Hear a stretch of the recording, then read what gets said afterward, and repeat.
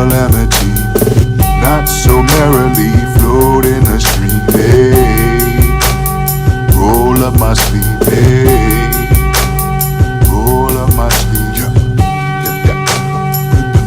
But I got no job, and a gal inside.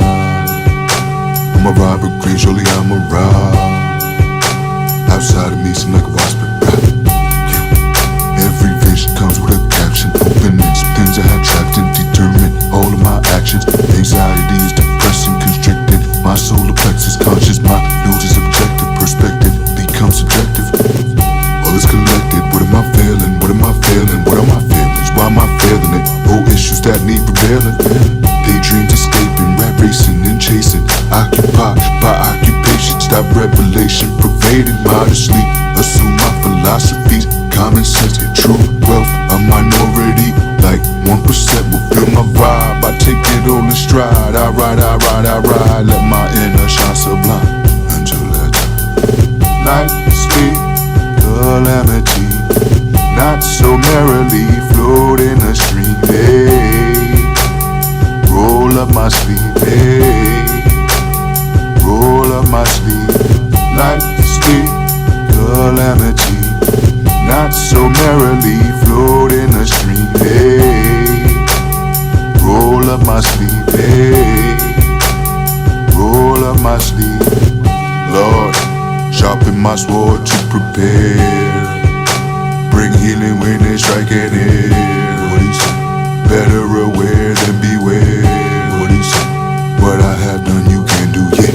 Can't stop, won't stop till I'm on that knee knot. Praise God and chase this fiat. What kind of more an oxycot? And picking the job description, they switch the stories, moral ain't different. Truth, the fiction, to whom do you make a commitment? I am myself, back and forth, and the only forces, there's nothing else except an excuse. If you looking for it, not as smart as I think, but smarter than you know.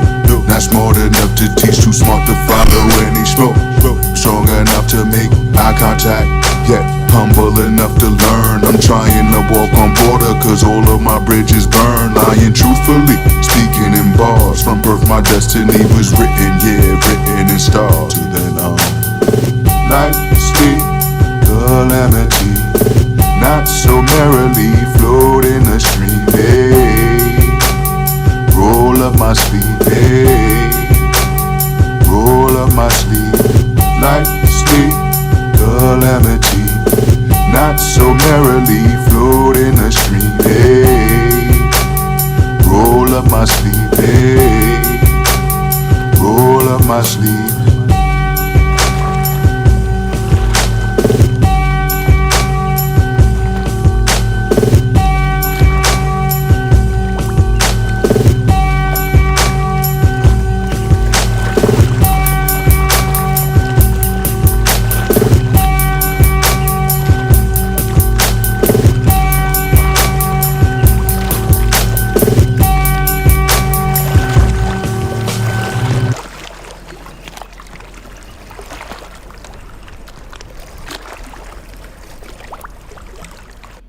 D Berry, what up, homie?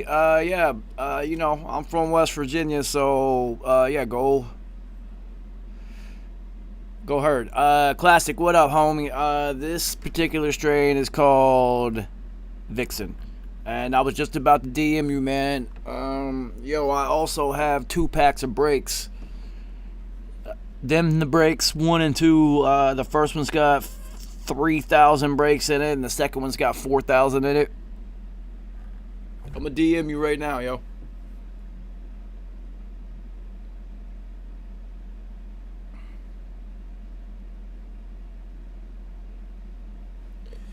I'm doing a deal today. Fuck it. But yeah, this right here is called Vixen, and I guess it's good for mixing, and that's a bar. It's good for creative processing and whatnot. It's a good one.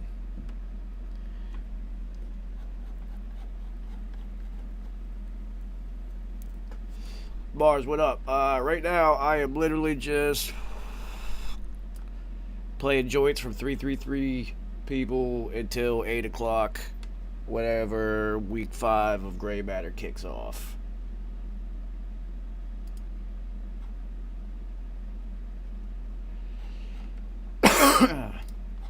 So,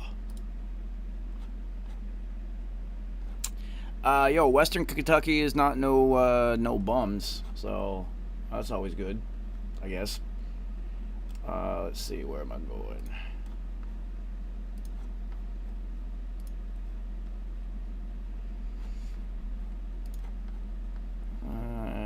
Let's turn it up a little bit.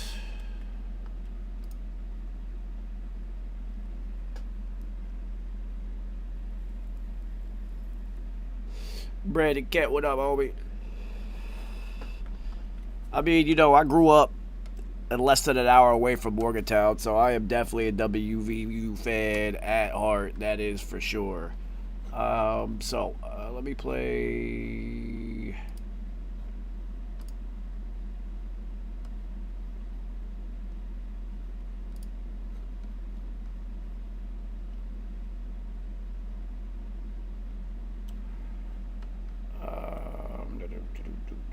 Here it is. Yeah. Turn the beat up a little bit, baby. That rascal shit. Hashtag. Tell them, give me 6 feet. Keep your social distance, give me 6 feet. Don't approach my business, give me 6 feet. Like, get away from me now, better give me 6 feet. Or you'll be 6 feet. Down 6 feet, keep your social distance, give me 6 feet, until the quarantine's lifted. 6 feet, like, get away from me now, better give me 6 feet, or you'll be 6 feet down. I questioned every single lesson in the school we were taught. Saw the holidays we celebrate of fictional plots. Genocide of native tribes, new diseases were brought. Forced to worship white Jesus, so watch your family get shot. Men, women, and children live in balance with the land. To think Columbus Day we celebrate a murderer, damn. Just last year people are still getting noose. Police are fucking tyrants, they don't think before they shoot. How many gotta die, how many rights we gotta lose? Before we stand as one people, fight the evil, time to choose. No mercy for slave masters, shit's about to collide with the proverbial fan. So keep your pistols beside, rifles ready to fire. Keep you one in the hole, have a bug out backpack, be ready to roll. Cause martial law coming soon, full government control. FEMA camps, curfews, and door-to-door patrol. Damn, 6 feet, keep your social distance, give me 6 feet. Don't approach my business, give me 6 feet. Like, get away from me now, better give me 6 feet, or you'll be 6 feet. Down 6 feet, keep your social distance, give me 6 feet, until the quarantine's lifted. 6 feet, like.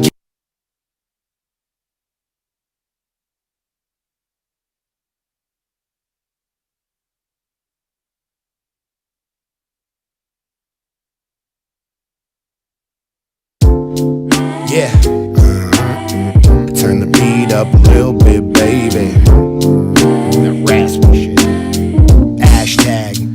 Tell them, give me 6 feet. Keep your social distance, give me 6 feet. Don't approach my business, give me 6 feet. Like, get away from me now, better give me 6 feet, or you'll be 6 feet.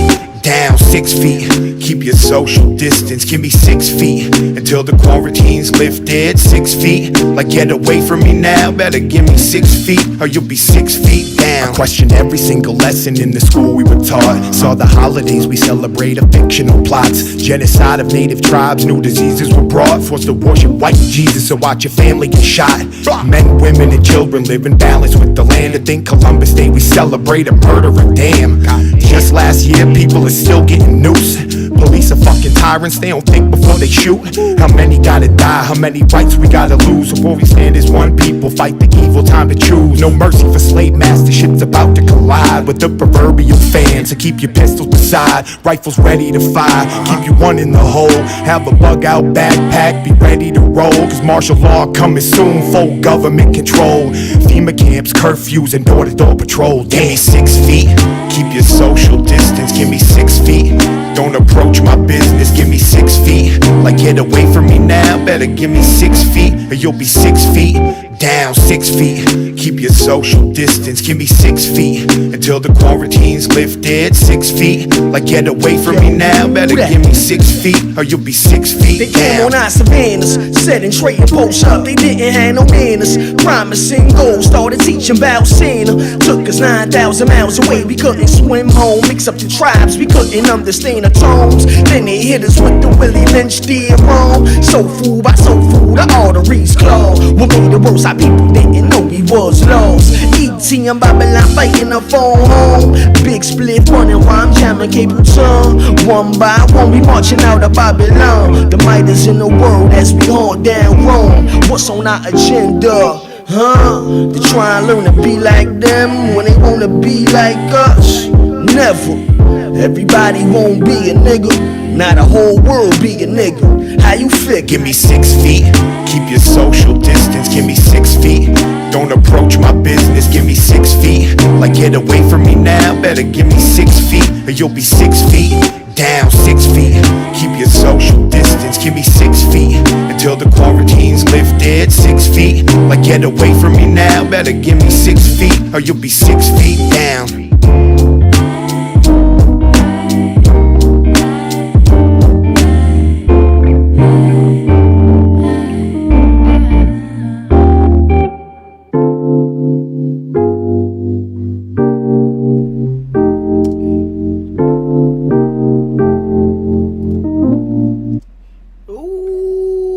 That is the quarantine anthem. That is a whole bunch of 333 members making music together, and that's fucking dope. Nick Ashley and Haley Ali. It's fucking ill. Alright, so what else do I got? I got about 12 more minutes. Well, of course I'm gonna play fucking Cash then.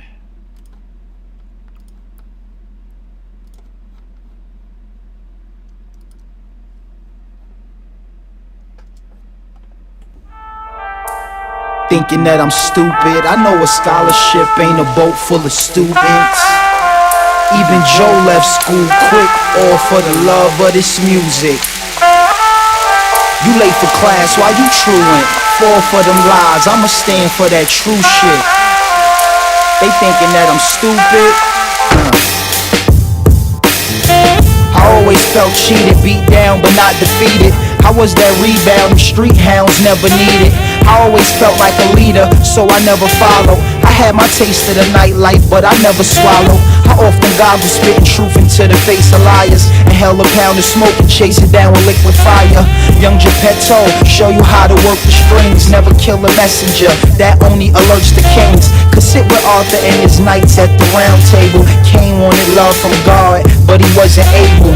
It's not that he couldn't, he just wasn't able. I ain't gotta feed your horse because we share a stable. Teach a man to fish and he could eat for life. Fish for that man, he'll only eat the knife. Fuck how the hand look, grab it if it can save your life. Once in a lifetime, things don't often happen twice. But they thinking that I'm stupid. I know a scholarship ain't a boat full of students. Even Joe left school quick, all for the love of the music. You late for class, why you truant? Fall for they lies, I'ma stand for that true shit. Sometimes they tend to bore me, even with a raw beat they bugging. I'm something like an oven but with more heat advanced, enhancing all the formulas before me. I walk you through the ghetto where the blocks are ran by sore feet. Vultures, I bring a nigga closer than the floor seat. They read through your external and they burn you if your core's weak. I beat them to the punch, leaving broke jaws and swole cheeks. America, spell it with 3 K's and no sheets. Rolling ganja up, insomnia grants me no sleep. The night wanderer, deep ponderer, thoughts so steep. You niggas like froggies that's groggy, you got a slow week, and it's so weak. Yeah.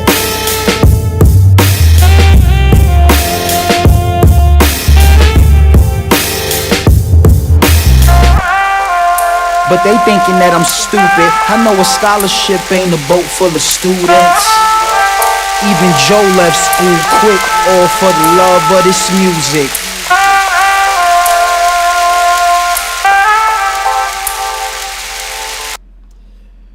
Woo! Cash motherfucking bills. Goddamn.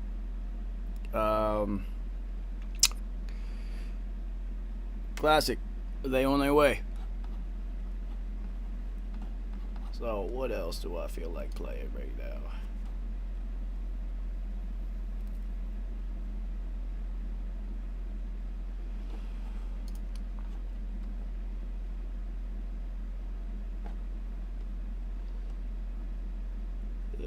Not more minutes. Let's see.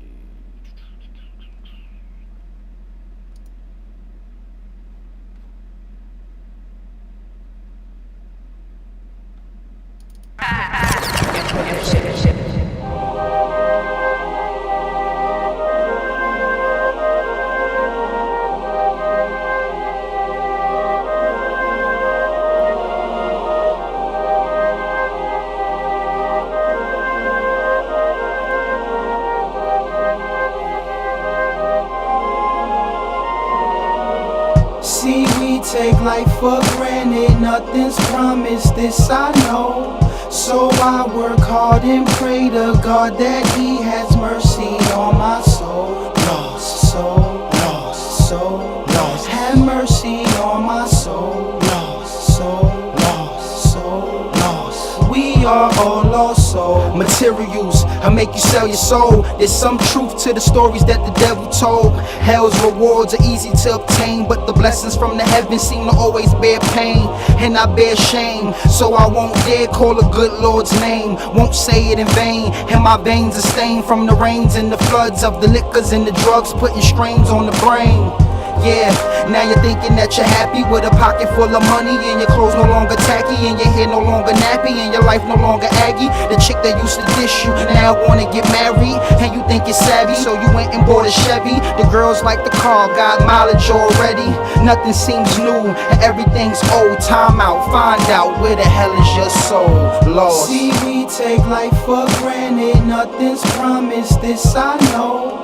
So I work hard and pray to God that He has mercy on my soul. Lost soul, lost soul, lost. Have mercy on my soul. Lost soul, lost soul, lost. We are all lost souls. I'ma tell you something you ain't know. You see the same shoes, got the same souls, share the same view, and got the same goal. And that's to leave the store and get a pair of toes. The world's nuts, I hope you get a pair that grows. For those that's making moves, your appearance froze, so your appeal goes down the drain like a plane with some anchors on the engines and the wings. So now you're out robbing, it's the easiest of things, cause like a panhandler, you only want to change. No originality, got y'all all plain, idolizing pictures for the modern mind frame. Waldo's soul, lost in the crowd. Some of y'all know, and some will figure out what this is about. Cause I've been lost, but now the kid's found in, and it's so astounding.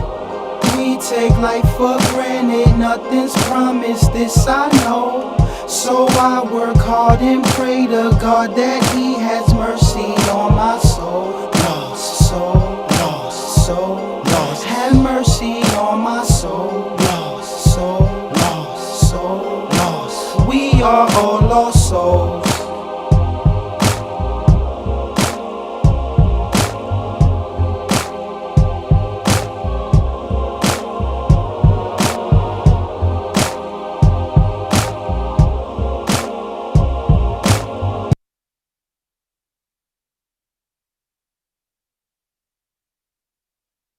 Not been in this entire drive for Buffalo. And that's interesting because he changes this offense. When he was lost last year, the Bills' offense was not the same.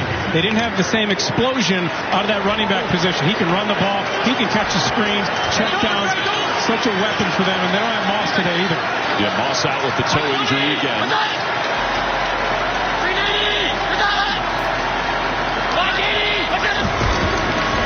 Time on the play clock. The head up to Yeldon. Yeldon down to the 25-yard line. Gain of 4 yards. McBeasley came in to make the tackle.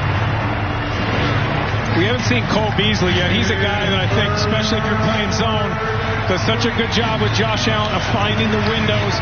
Last year, they really developed that rapport together. It took a little while. Beasley's running style and the way he comes out of his breaks is different. Josh Allen said, I had to get used to it. He comes out so quick. But He's in the slot right there. And I think that's the guy, that could sit down right in the middle. Josh Allen could find him in a window. Butler's on Diggs. The pass goes to Diggs, and he can't hang on. His head wasn't turned around before the ball was right there. It'll be 4th down. Stephon Diggs acquired this offseason. Brandon Beane told us that he tried to trade for Diggs in 2019. And when he was available this year, he pulled the trigger really quick, and they were thrilled to get him in there. So he did all of his homework when he was hoping to get him in previous years. Tyler Bass has had issues now. He's 4 for 6, and 2 of those misses were poor holds by Bojorquez. This will be a 43-yard field goal attempt. It's a good hold, and the kick is on its way, and it is good. Well, Tom, he gave him straight laces again, but Tyler Bass did the job and put it through. This is what Bojorquez has done a couple times. He's put the laces down. 14-10, 8:35 to play here in the first half. Managing type 2 diabetes? You're on it. You may think you're doing all you can to manage type 2 diabetes and heart disease. But could your medication do more to lower your heart risk? Jardiance can reduce the risk of cardiovascular death for adults who also have known heart disease, so it could help save your life from a heart attack or stroke. And it lowers A1C. Jardiance can cause serious side effects, including dehydration, genital yeast or urinary tract infections, and sudden kidney problems. Ketoacidosis is a serious side effect that may be fatal. A rare but life-threatening bacterial infection in the skin of the perineum could occur. Stop taking Jardiance and call your doctor right away if you have symptoms of this bacterial infection, ketoacidosis, or an allergic reaction. And don't take it if you're on dialysis or have severe kidney problems. Taking Jardiance with the sulfonylurea or insulin may cause low blood sugar. Lower A1C and lower risk of a fatal heart attack? On it with Jardiance. We're committed to making Jardiance available and affordable. With our savings card, eligible patients pay as little as $0. This fall, new appliances can welcome family recipes, shorten laundry days, and keep the season fresh. Right now, they can also help you save on top appliances like this LG refrigerator. Now from the Home Depot, how doers get more done. Repair your enamel with Pronamel Repair. Our most advanced formula helps you brush in vital minerals to actively repair and strengthen enamel. So you don't just brush to clean, you brush to build. Pronamel Intensive Enamel Repair. All right, everyone, we made it. My job is to help new homeowners who have turned into their parents. I'm having a big lunch and then just a snack for dinner. We're using a speakerphone in this store. Is that a good idea? One of the ways I do that is to get them out of the home. You're looking for a grout brush. Did he ask for your help? No. We all see it. We all see it. Here's blue hair. Okay. Blue. Progressive can't protect you from becoming your parents, but we can protect your home and auto when you bundle with us. Keep it coming. You don't know him. The role of a journalist is to bring Americans a greater understanding. We have to make sure that we're right, that we're fair, but also hopefully bring Americans closer together. 5 unbeaten teams in the National Football League, including these two. They're both off to excellent starts, despite all the problems the Titans have had the last couple of weeks because of COVID-19. The Bills 4-0, the Titans 3-0. 8:35 to play here in the first half. Raymond back deep to receive. Is going to let that one go over his head and bounce out of the back of the end zone. All right, let's look at this last field goal.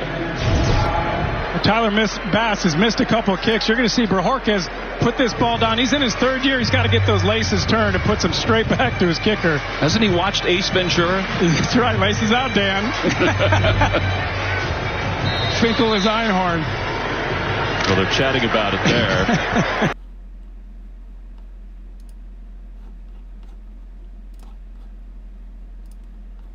All right. It is 8 o'clock. It is time for Gray Matter. I guess we're going to do a watch along because I haven't heard from any of my co-hosts today about whether or not they're even going to show the fuck up. But I'm committed. Anyway, since it is 8 o'clock and it is Gray Matter, somebody play my motherfucking theme music. 333. And roll the fuck up, y'all. Don P. PhD. Yo. I said, R.I.P. TV, tell a homie. Mob Deep Mondays, that's everyday, thoughty. It's all for the community, that's what P showed me. We lost without the unity, where the fuck is the OGs? R.I.P.P. God bless the real, only for the righteous, the rest will go to hell. Flipping through the book of Revelation, figure it out. Transliterate the translation, do it yourself. It's the last days, life is a test and we in a cage. Concrete jungle, everyday struggle. Fuck the pain, I'm on some HNIC shit, Hegelian 3 shit. If you don't know what I mean, you was never G. Real shit, R.I.P. Yo, P, play that beat back, 333. Burn some weed, re-repeat that. Shake me up a Tuka pack, break me off a 20 piece. I'm gone, never looking back. Y'all can't talk to me. R.I.P. TV, tell a homie. Mob Deep Mondays, that's everyday, thoughty. It's all for the community, that's what P showed me. We lost without the unity, where the fuck is the OGs? Like the weed, play some IMD for me. It's hell on earth for real, but y'all don't wanna see paper trail politics. All the shit was prophecy, strictly for the family. Peace to the prodigy. R.I.P.P. I sleep when it's time for me. Dope dreams bring the skizzy, pour the Hennessy. Searching for some inner peace, couple hundred G's. Deadly weapons and some weed just for you and me. R.I.P.P. I sleep when it's time for me. Dope dreams bring the skizzy, pour the Hennessy. Searching for some inner peace, couple hundred G's. Deadly weapons and some weed just for you and me. Yo.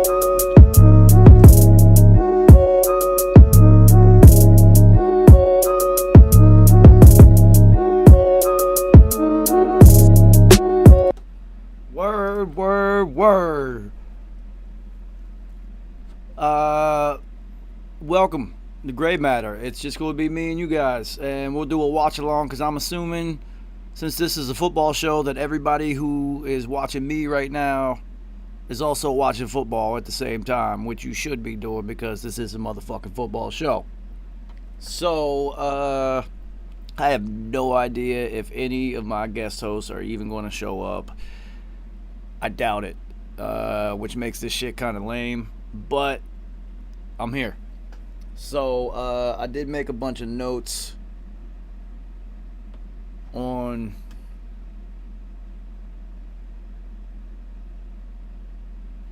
what happened last week and what moving forward, what I think is going to happen. But this is supposed to be a discussion with my, oh, God bless America. Derrick Henry just literally whoever that was should retire. Oh my God, Josh Norman. That felt extra good from Derrick Henry to mush Josh Norman's face because Josh Norman was probably talking shit the entire time.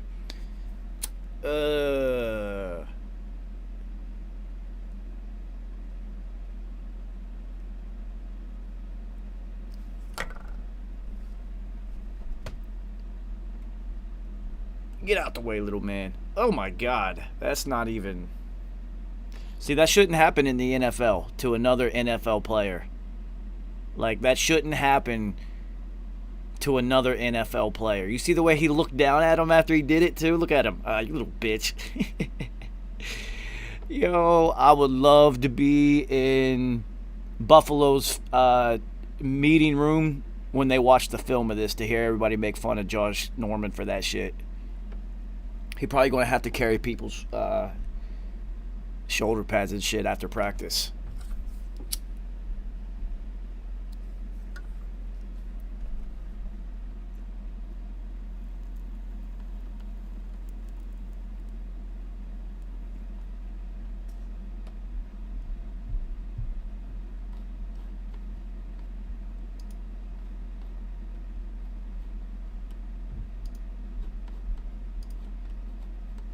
Good for the Titans. Tannehill in the pocket, throws to the back.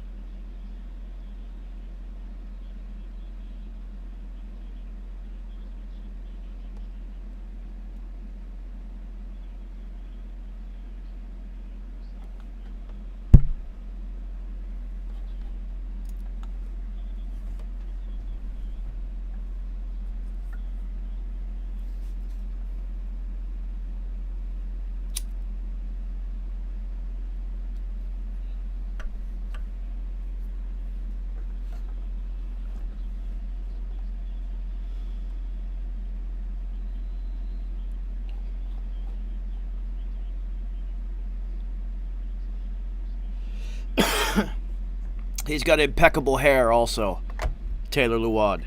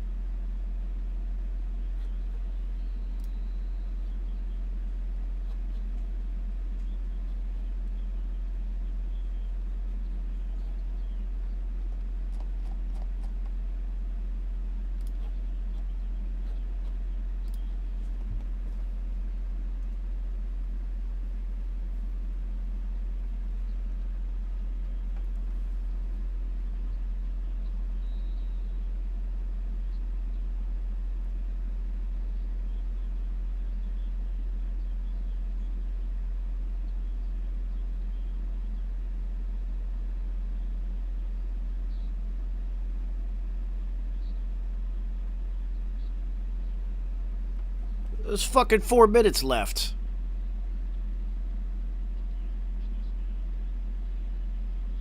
I hate stupid announcers, yo. It's like they're sitting there talking like there's like 40 seconds left.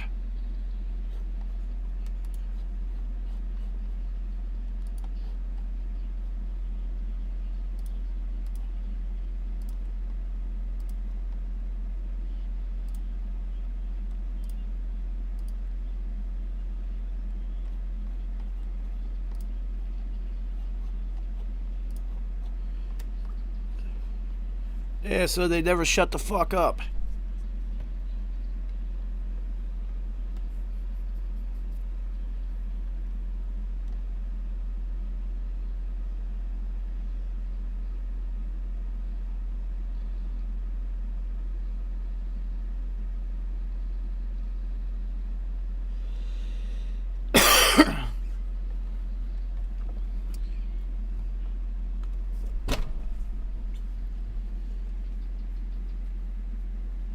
Well, we'll see, homie, because it's, you know, one of the marks of an efficient and an effective quarterback is, and we have a co-host. Hey.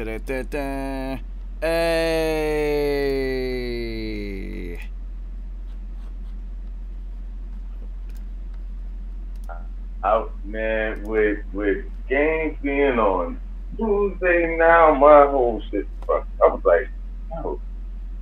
Yeah, no, it's just crazy. Today? Yeah, it's I'm watching the first half of this stuff. Yeah, since I had was watching this first half. Yeah, since I had no co-host and whatnot, I've just been doing a watch along. I've just been watching the game. And for those who don't know, Derrick Henry is a grown ass man. Yo, I just threw another grown. Yo, I just said it in the show. I just said, yo, whoever that was, until I found out it was Josh Norman, I said he has to retire. And then when I found out it was Josh Norman, I said, yo, I bet you Derrick Henry said something as he was flying through the air to Josh Norman, because you know Josh Norman never shuts the fuck up. Okay. Yep, he most definitely did. It couldn't have happened to a better person. I loved it. Yeah, I know, it was crazy. I love it. It was a little bit surprising. I know Derrick Henry is an absolute monster, but Jesus Christ, these are NFL players he's throwing around like small children.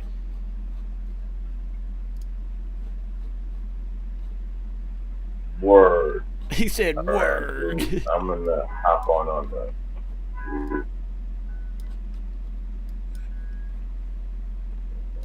I'm hop on the laptop so I can keep the game going on my phone.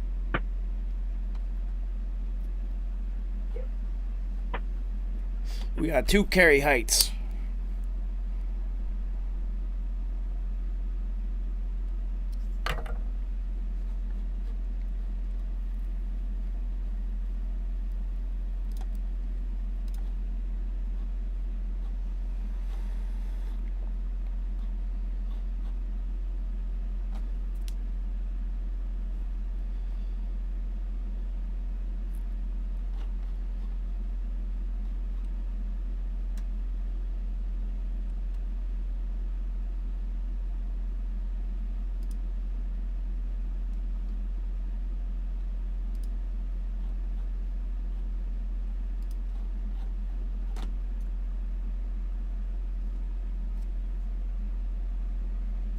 I can't hear a word you are saying.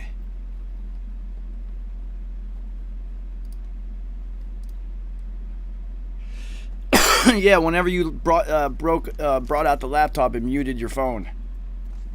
Bang. There it is. Yeah, I was hooked into my There we go. Now I can hear you. Yeah, I thought my man from Buffalo, Josh, the QB, I thought when he was first got in, I was like, nah, he has pretty high bust potential. But he's really been working on his game, and he's changed his throwing motion. Yeah. And big boy. I mean, he changed his mechanics, and he has a fucking howitzer for an arm. And now he knows how to throw with touch because he was just cannon. Fucking throwing missiles. He was throwing 2-yard missiles, but now he knows how to put touch. And, I mean, he set himself up well to last long in this league. Yeah, not only has he done that, Buffalo, for the first time as an organization, looks like they're setting themselves up well. Oh, yeah. Yeah. I mean, what was the name of that coach that left Buffalo after 1 year because he thought he was going to get it? Was that Doug Petrone? Oh, Marone? Maroney? Marone, yeah, Doug Marone. Yeah, Doug Marone, yeah. Doug Maroney. How you leave Buffalo because he thought he was going to get a head coaching gig at a different team, but then that didn't happen, and now Buffalo is, like, legit. Yeah, Buffalo's legit now. Yeah. So, welcome to Gray Matter. So, obviously, this is going to be an interesting topic, and you know the first topic we're going to cover because we're not even going to do game by game anymore because we're past week 4 and 5. We can evolve a little bit. So the first topic, speaking to a Giants fan and an NFC East member, is obviously Dak's injury and his contract situation. Yeah. Yeah, that's the thing you don't like. Regardless, I don't like that Dallas team. You know how I feel about it, but you never want to see that. And besides, Dak was really balling this year. I mean, so I don't ever want to see a player, regardless of what team they're on, go out like that. That's shitty. Especially that dude. He was like, oh, what else you need to see, Jerry? Okay, I could do that too. Watch this. Like, let me just get busy. He almost had 2,000 yards in the first, 4 or 5 games? I mean, yeah, retarded. The dude was getting. And another thing, before he hurt himself, and I was making my little mental notes for the show and whatnot. The question I was going to ask you is, who is the best receiver on Dallas's team? Ooh, that's a hard question. Right now, though, you know what it is? Right now, though, I don't even. I think it's less hard than we think because CeeDee Lamb has clearly shown that he's the best receiver on that team, and here's my case. Amari Cooper, throughout his career, even if you look at him with the Raiders, he would come out at weird times in the game where you're looking at the game, and you're like, he needs to be on the field right now. Why is he on the sideline? I don't understand. I don't get it. That's happened multiple times in his career. Even if you are only out there to be a deterrent or a distraction. All right, so my senior year of high school, first round of the playoffs, I had a migraine. Not only did the other team not know, and they double teamed me the entire game, and I had 0 yards. The only person besides the head coach on my own team that knew was the middle linebacker and our other captain. And I was just like, listen, just don't give me the ball. Don't tell anyone. I don't want our team to be like, oh, shit, Joe's not playing. And then I didn't want the other team to know. So, on defense, the quarterback literally did not even throw at whoever I was covering the entire game. I couldn't even see. So why the fuck is Amari Cooper sitting on the sidelines so often? I don't get that. And he's got the LaDainian Tomlinson face on when he's sitting on the sideline too, and you know which look I'm talking about. Oh yeah, but and see, that's what I'm saying, because you can't even be out there with the team like you brought up last week. Emmitt Smith played with a separated fucking shoulder and bald, and still balling. So. It's hard, like seeing players who are bald like that in tough ass situations. I can't give props. I don't care how talented he is. If you can't show up, if you just can't line up on the field with your team when they need you the most, you're not in the best category conversation. Well, you know what's funny about that though, Kerry, is he's in an ideal situation for him to just fade at times, because they do have 2 other absolute total studs. Because Michael Gallup is a stud. That catch, I'm telling you, that catch over his head, dude. You as a receiver know how difficult that was. Cedric Wilson. They got 3 other cats who could go. And I forget about Cedric Wilson and that first tight end, the big tall white dude. He's all right. He can play. Oh, Schultz? Yeah. Or Barwin? No, Dalton Schultz. Yeah, Schultz. But Barwin was supposed to be the one who was really supposed to get busy this year. So you got to look at if Amari fades and has a couple weeks where he's just doesn't seem like he's engaged. As a defense, you could even be like, well, fuck, he's not even showing up right now. We'll shift our coverage over to somebody else. And now you have a second or possibly a third corner covering Amari. Now it's his time to eat. It's in an ideal situation for him to be a bum. It's crazy. Their wide receiver room is crazy. This is true. But also, when you had Jerry Rice and Terrell Owens on the same team, Terrell wanted to catch everything, but Jerry's like, I don't give a fuck about this young boy. I want to catch everything. So I can't even you got to be a dog. You got to want that rock. Period. Michael Irvin could not function with this many talented receivers in the wide receiver room. No.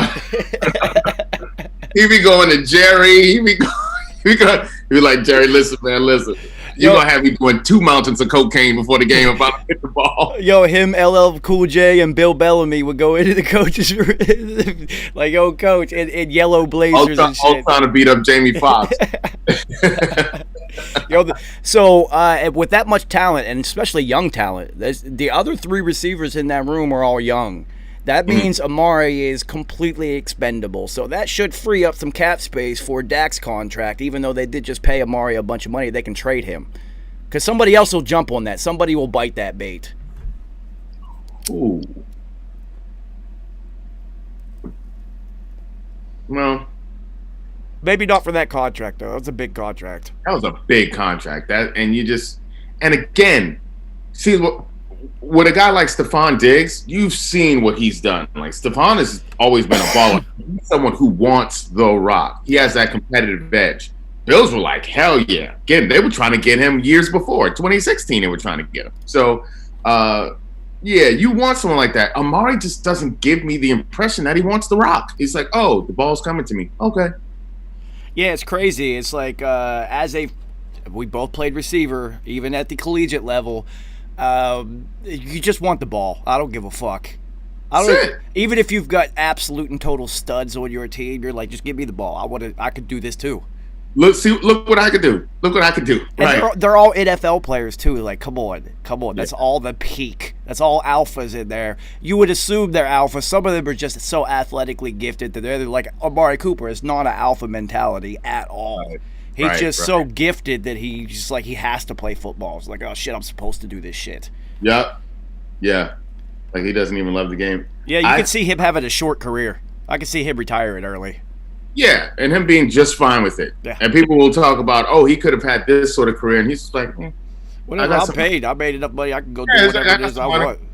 Yep, exactly. Yo, so we talked about this earlier. And, I try not to talk to you and Nice. Well, Nice is not even a part of the show anymore, it seems like, during the week about football. But I had to with this one because it's such a hot topic, especially in the Roni in 2020.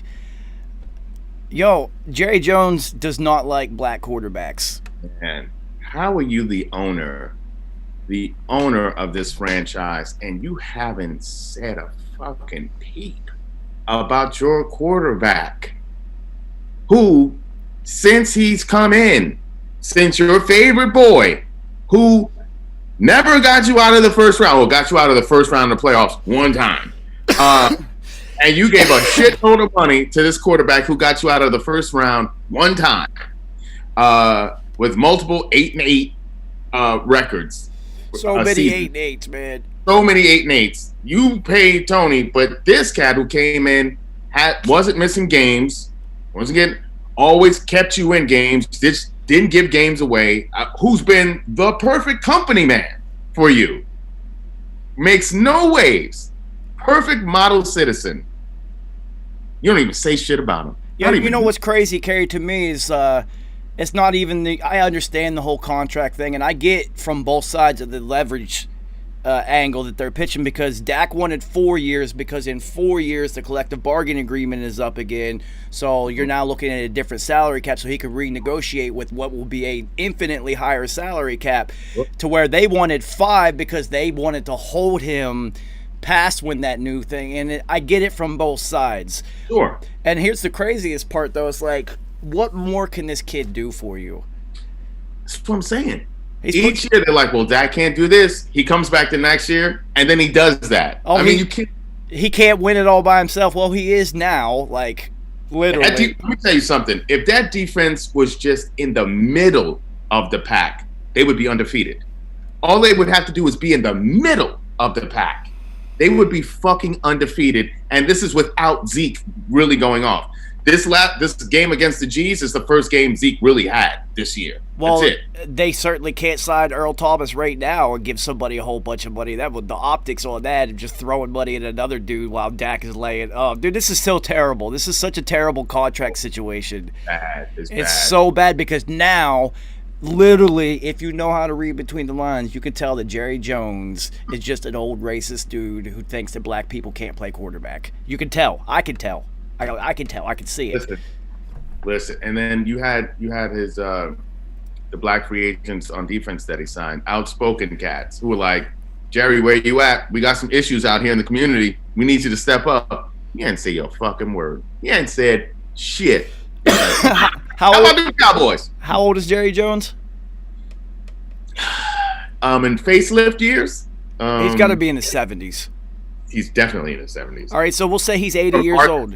A small town in Arkansas. Yeah, I mean, I'd expect no other behavior from him. He doesn't know anything else, and plus he's been a billionaire forever, so nobody could tell him shit. I don't expect anything else from him. But the fact that Stephen Jones, who you and I discussed, you guys have to remember, Dak Prescott is not a Jerry Jones pick.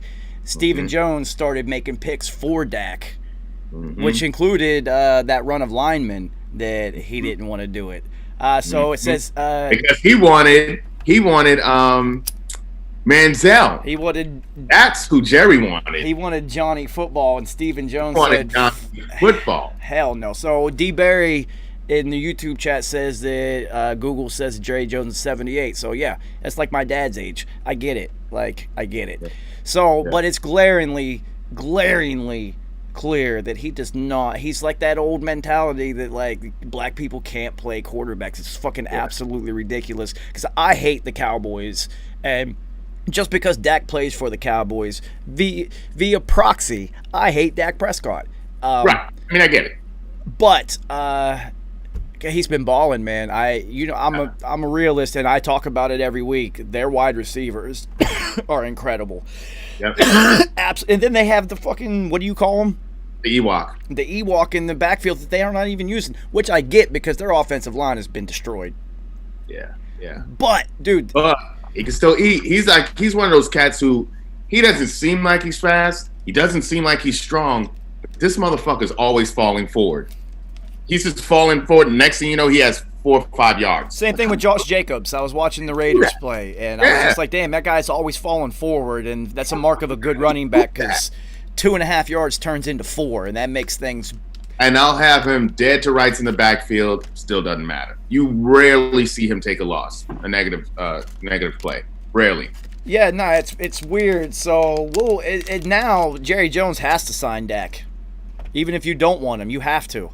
You have to. Oh, it's gonna be a bad look. It's all gonna be on Steven, though. It's gonna be all on Steven. It is. Look at Tannehill in the building. Tannehill, I see you, player. So another thing, and you're gonna love this one, is Big Dick Nick Foles, Eli Manning Jr. Is he the next Tom Brady killer?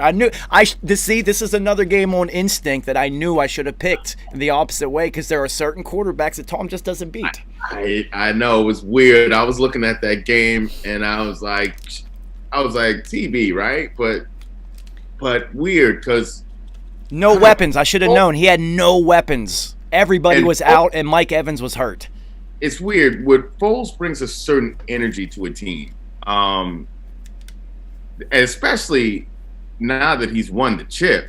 Like, they just have this belief in this dude. And so, and then I knew eventually Chicago's defense would start stepping up. I mean, they're getting healthier again. Khalil Mack was a little banged up, but then you saw what he did. He could have had 4 sacks that fucking game. Well, he basically won that game on his own. The look on Tom Brady's face, every time he when he looked at him? he was like, you again? God damn it, this motherfucker. That was priceless. He looked at him, he was like, son of a bitch. Priceless. Yeah, he didn't like that shit. I mean, that whole 3rd down, 4th down thing, whatever. I mean, geez, it's not as big a deal as everyone made it. Like, whatever.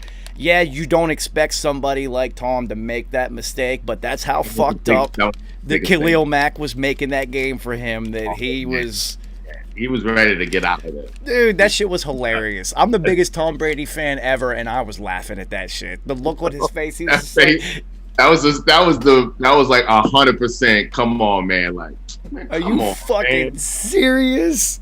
Yo, he was cussing out linemen. They asked Bruce Arians later. They were like, "So, how did you feel about Tom Brady like getting on the lineman like that?" He was like, "I loved it. I didn't have to cuss him out. He was doing it for me." Yo, could you imagine what he said to those linemen after that game? I can't even. Yo, I bet you Giselle was waiting in the locker room to yell at the linemen. She probably cussed them out too. Yeah, that's what I'm saying. She was probably waiting to curse them out, yo. But I mean, I don't know what to expect from Chicago. They keep winning, but it's just like, when it gets to the playoffs, it's just not going to work. It's either going to be the kicker or it's going to be like fucked up quarterback play, or it's just something with them always just goes wrong, or the running back is just gonna start fumbling. I mean, Tariq is out, Tariq Cohen, but like David Montgomery won't show up. It's gonna be something. Yeah, it's gonna be something fucking weird. So as predicted, Marvin Lewis Jr. out in Atlanta. We knew this was coming. Like I said, if they don't win this game, if Atlanta doesn't win this next game, he is done. And not only was he done, so long Thomas Dimitroff, the GM. So how long? I told you off the blank wasn't playing. So how long ago do you think Dan Quinn lost that locker room? Honestly, do you think it was last year? Oh well, yeah. We're just talking about this season. Oh, I think he lost that locker room in the Super Bowl. You think it was over after that? Like it was done?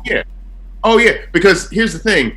Then your offense coordinator leaves, right?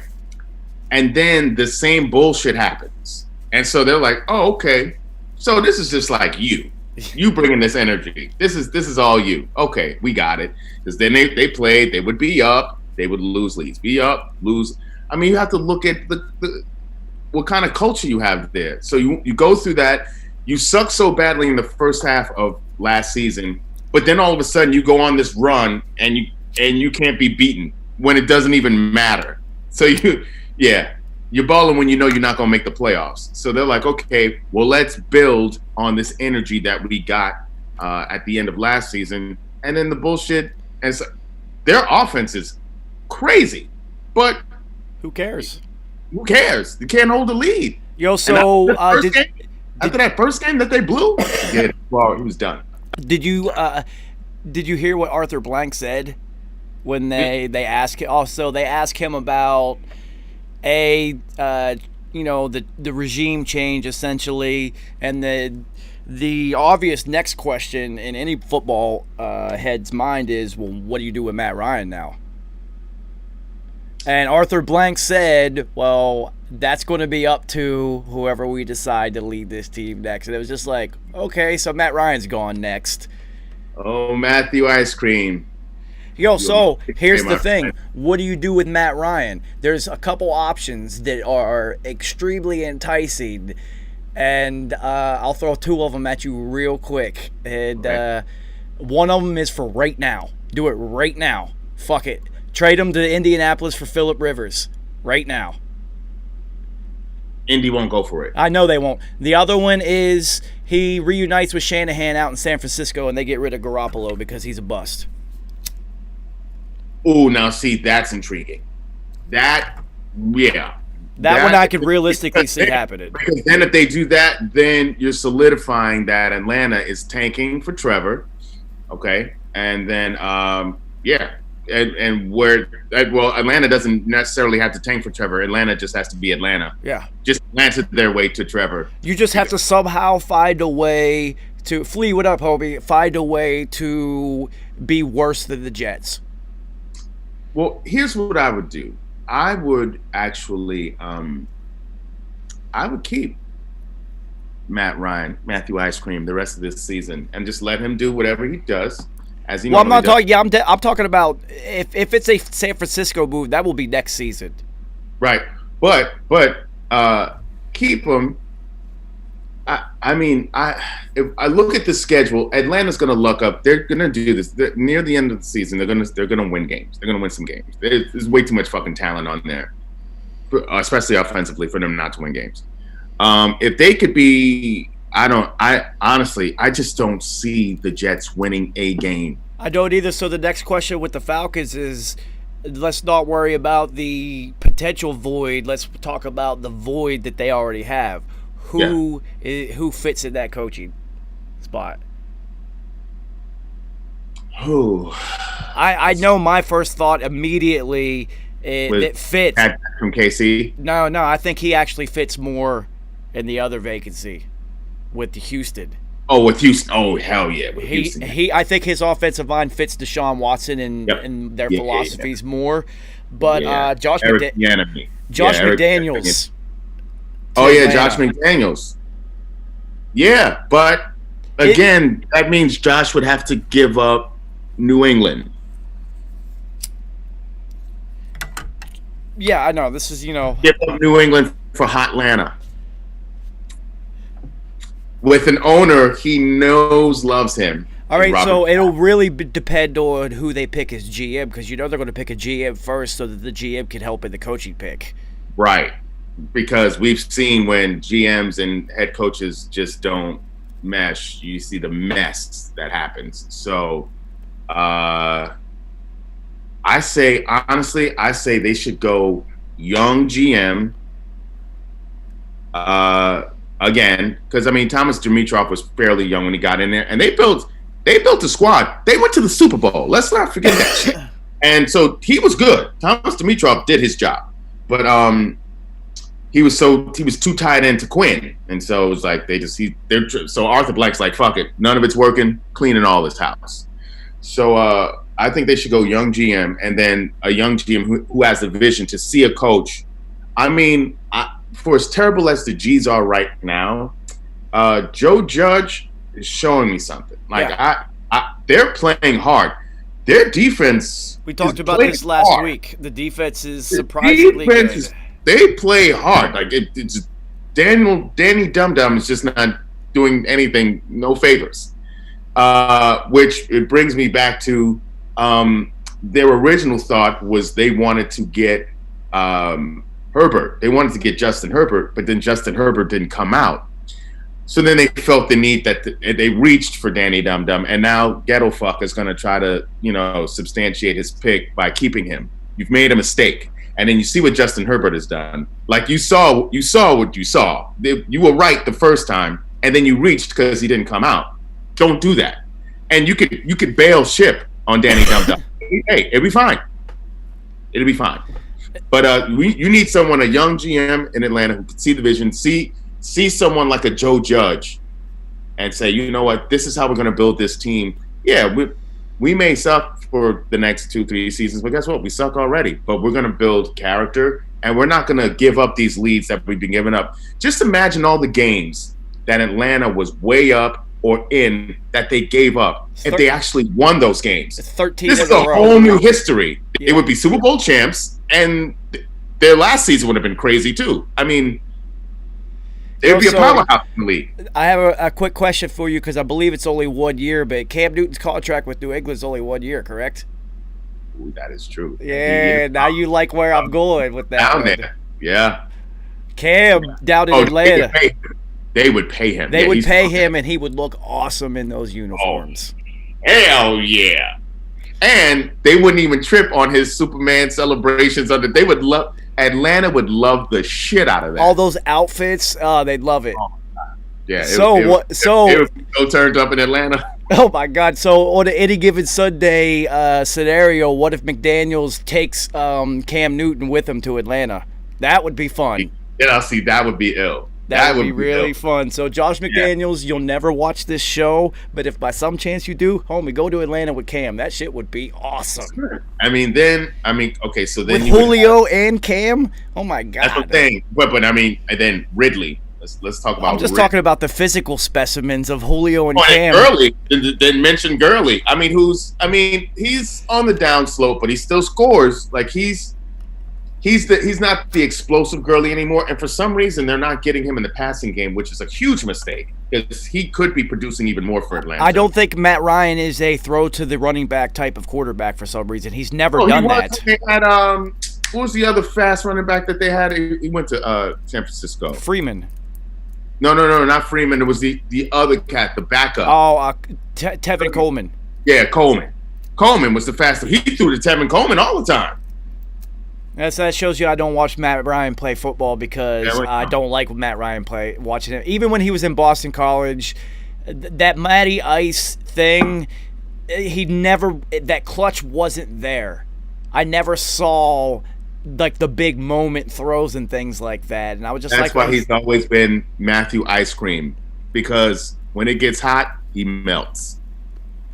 Yeah, man, I don't like him, so it's interesting. I would love to see Cam down in Atlanta. That would be awesome. Dope. That would actually be dope. That would be awesome, and I've never even been a Cam fan. Speaking of Cam's old team, Carolina is looking real good without Christian McCaffrey. They are. Which begs the question, should their offense then scale back how they use him? Because the way they use him now, he's going to have a 5-year career. But the way they use Mike Davis, Mike Davis is talented, but let's not get it confused. He's not like he's, Christian McCaffrey, but he runs effectively, he catches effectively, and they're getting the ball more to the wide receivers, which they've needed to do. And, the defense, and Teddy Bridgewater's not turning the rock over. He never did. He was never a turnover machine. So, he's just running an efficient offense, and the defense is doing enough.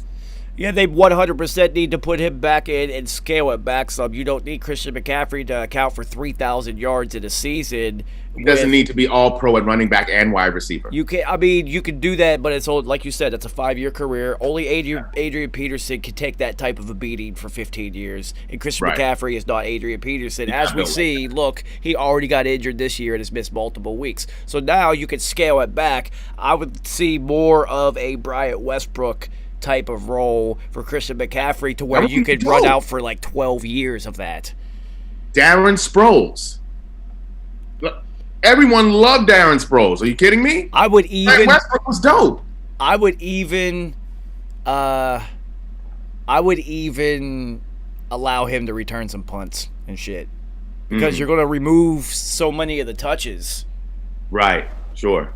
So why not in crucial situations? Not just. Let's see. They're trying to have him be Priest Holmes, and if you remember what happened with Priest Holmes, like Priest Holmes was balling for like a 3 to 5 year stretch, and then he was done.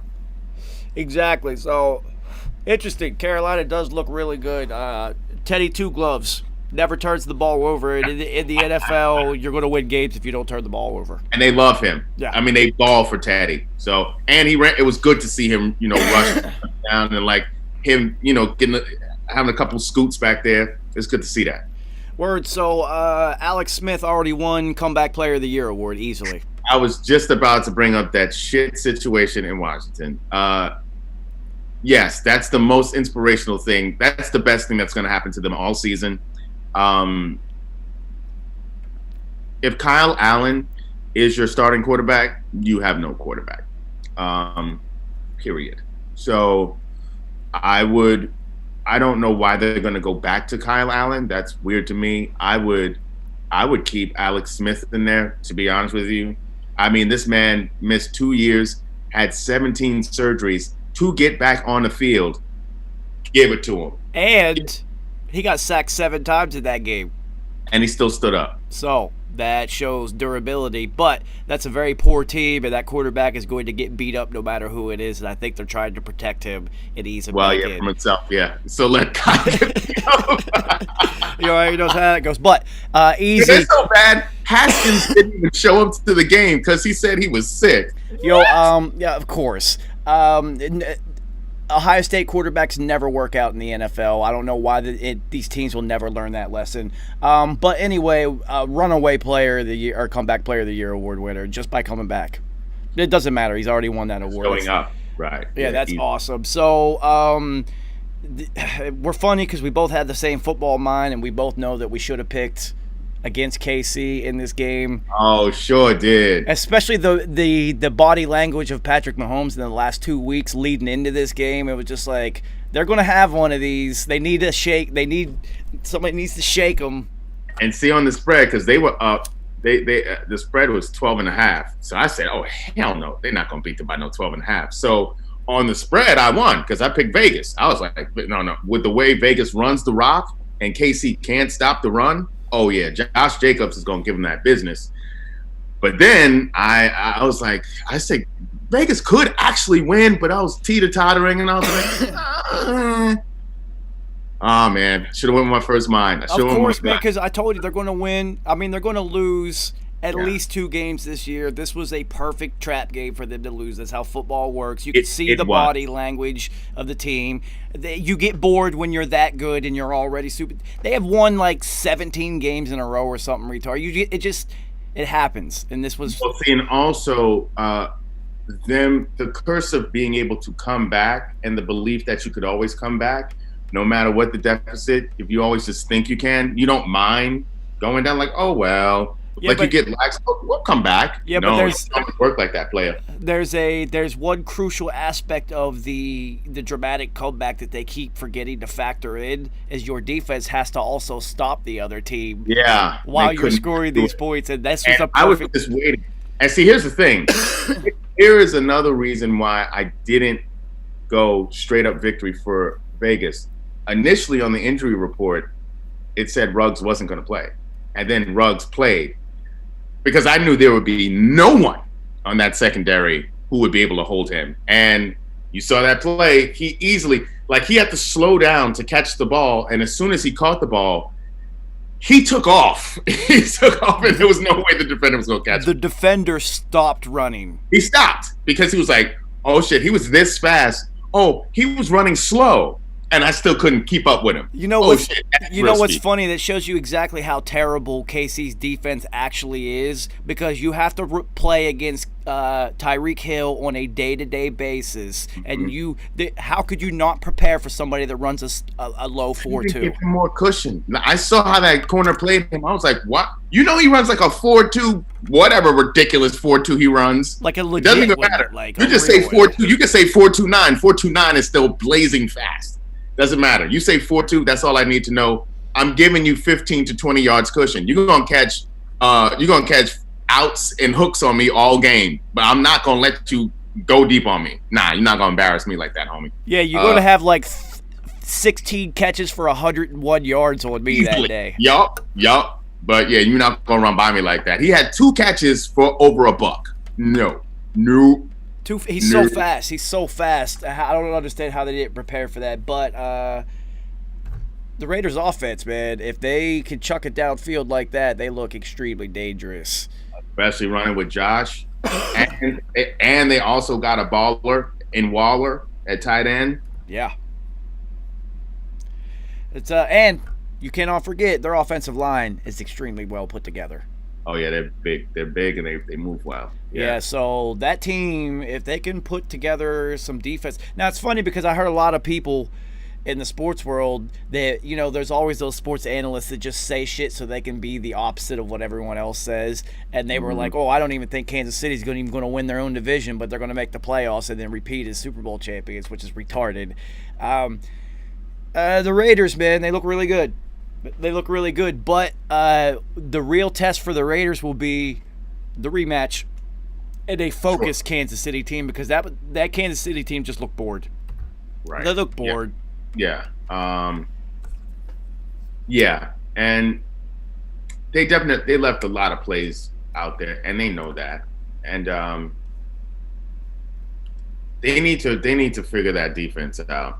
I know they got Spags, and I know they were working Breeland back in, but if they're not going to get any pressure on the quarterback and they're just going to get gashed by the run, they're not going to repeat, period. It's already hard enough. It's already hard enough to repeat, period. That's why it hasn't happened in so fucking long. But you got to be able to stop the run, especially as it gets later on in the season. You can't stop the run. You done. Oh, the future is here in the present. Wait a minute. Who did you just rob?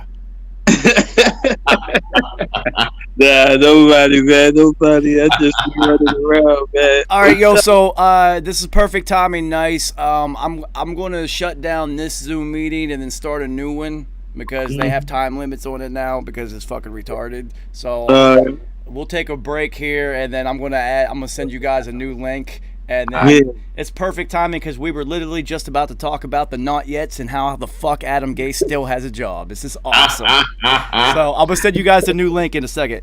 All right. All right. Give me 1 second, guys. We are.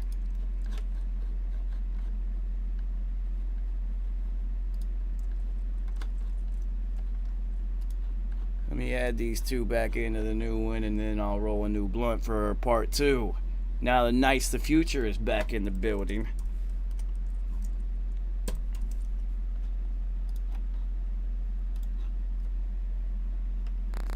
That is hilarious.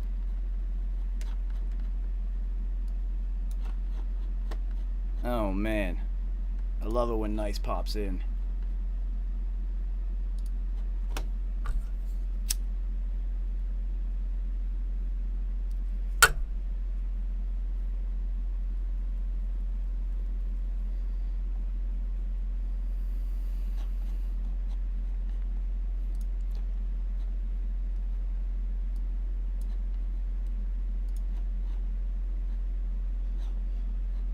So, Flea, what up, homie?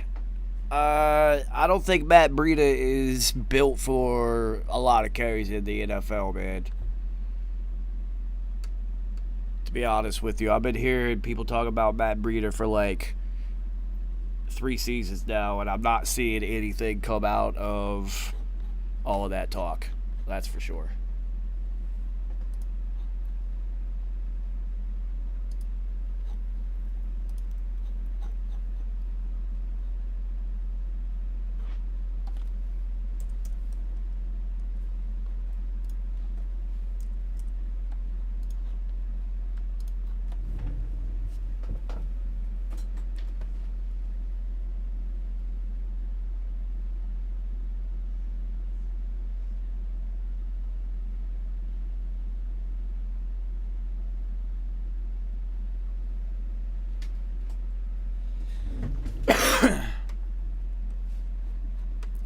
Yeah, definitely a good second back, but not built for the rigors of being an everyday or an every down back. Which, oddly enough, in the modern day NFL, there is not very many 3 down backs.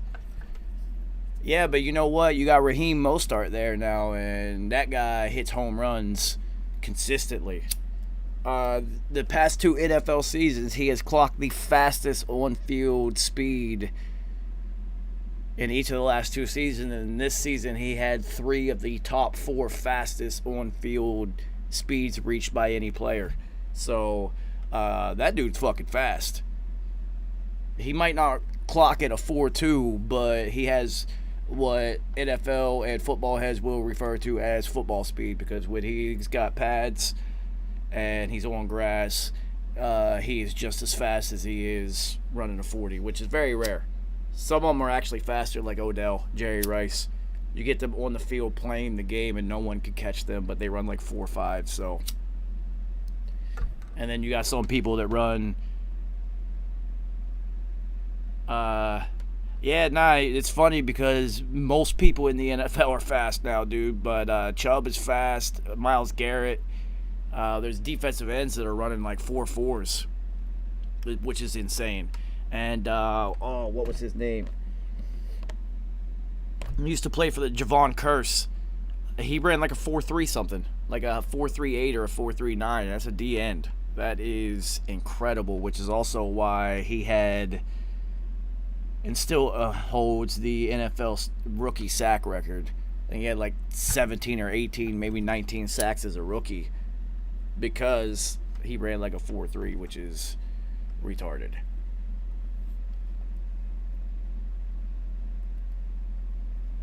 Oh, yeah, Julius Peppers. But Julius Peppers, you got to remember, Julius Peppers also played power forward for North Carolina for their basketball team and was a beast. But that's another one. That Khalil Mack, these are just freak athletes playing D-end. I imagine T.J. Watt at Pittsburgh, I imagine his 40 times pretty fast too.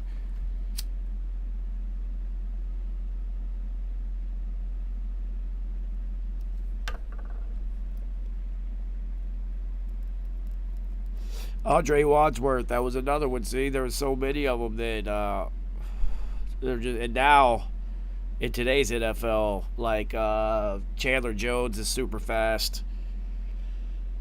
I can't imagine being a left tackle and having a D end that it weighs like 260 that is running a 4.3.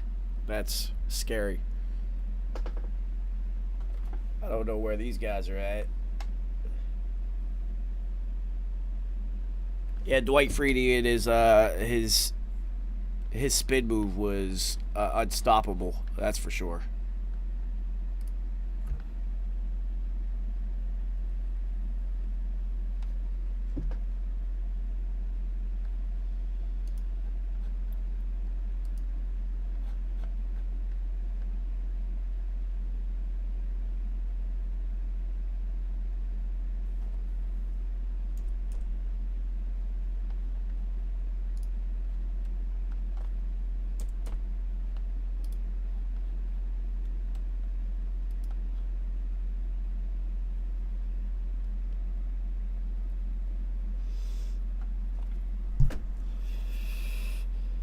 Oh, well, you definitely love Dwight Freeney and Donovan McNabb, Marvin Harrison,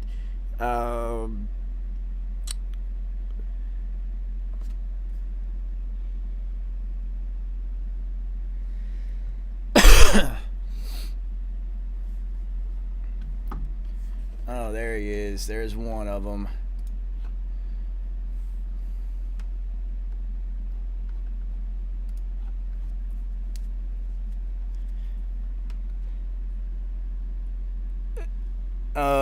Nice. You ain't nice, God. Yep. You ain't nice, God. What up, God? I said, nah, I ain't missing this one this week, man. Oh man, I mean, I realized that as a Jets fan, that it's hard to, like participate in anything that is football related. Nah, man. You know, I told you, man. The Jets, it's over. But I'm running with the Seahawks too, man. Well, you are the Russell Wilson is definitely your guy. Yeah. DK Metcalf is definitely your guy. Definitely my guy. Jesus Lord, who in the world was DK Metcalf working with in the offseason? Because he is now. I told you, he's looking like a monster, man. Well, I was talking to Kerry earlier. I'm sure he'll eventually pop back in. I'm sure he's watching the game right now, but that he actually reminds me of Calvin Johnson more than Julio Jones and T.O. Yeah. So his nickname from here on out is Starscream because that was Megatron's homeboy. And we just got breaking news: the Jets released Le'Veon Bell. They just released him? Yeah, just now. Oh, wow! Jets talk with Nice the Future. Breaking news, Breaking news. Yo, so the first question is who picks breaking news. Yeah, who picks him up then? He might go back to the Steelers or probably the Rams or maybe the Eagles, somebody that needs a running back. He's not done. The Jets just had their offensive line sucks. No, I know that. I just find it interesting that they just released him instead of getting anything out of it. Oh, nah, because he was talking real reckless about the offensive line after Sunday's game. I knew it was coming. Man. He pulled the Jamal Adams, He pulled the Jamal Adams, and Joe Douglas doesn't like once you talking about when you bashing your team. So I knew it was coming. That's interesting. So it's interesting that Le'Veon Bell lost his job before Adam Gase did. Once again, a glaring failure in the Jets organization. Somehow Adam Gase has footage of Jets ownership doing something foul in a hotel room in Thailand. Because this shit is... Something's going on. I don't understand how Adam Gase still has a job. Like, it's beyond me. And that's what's making me like, you know what? I gotta love the Jets from a distance, man, because this is not making any sense. It's not. I mean, they better go tank for Trevor Lawrence. Well, no. See, my offer for you to rescind the Jets and just become a Patriots fan last season, that's off the table now. You have to live with this shit. I will never let you live down the hype of Sam Darnold and how excited you were. No, Sam Darnold is a good player. He just not. This is not the team for him, man. No, I know he's going to do exactly what Ryan Tannehill's doing right now, and I can see it. And like we said last week, if you would have shown up and you could have participated in this discussion, it would have been fun. That the Steelers should grab Sam Darnold. Yes. And let him sit until Big Ben is done, which will only be a year, maybe a year or two, and then he could play up there. Yeah. Oh man, that would be dope. With him and Chase Claypool, it's not even that. He went to college with Juju, so there's instant rapport right there. So him, Juju, Claypool. Once he has weapons, you know what I'm saying? Well, it's not only that. I think that him being with Mike Tomlin, who there's no player in Pittsburgh who has to take any scrutiny whatsoever. Yeah, exactly. Big Ben's the only one who ever had to take any scrutiny. That's because he's like taking his dick out in the bathroom at bars and shit in front of girls. So you can't do that shit. But Mike Tomlin is always the mouthpiece.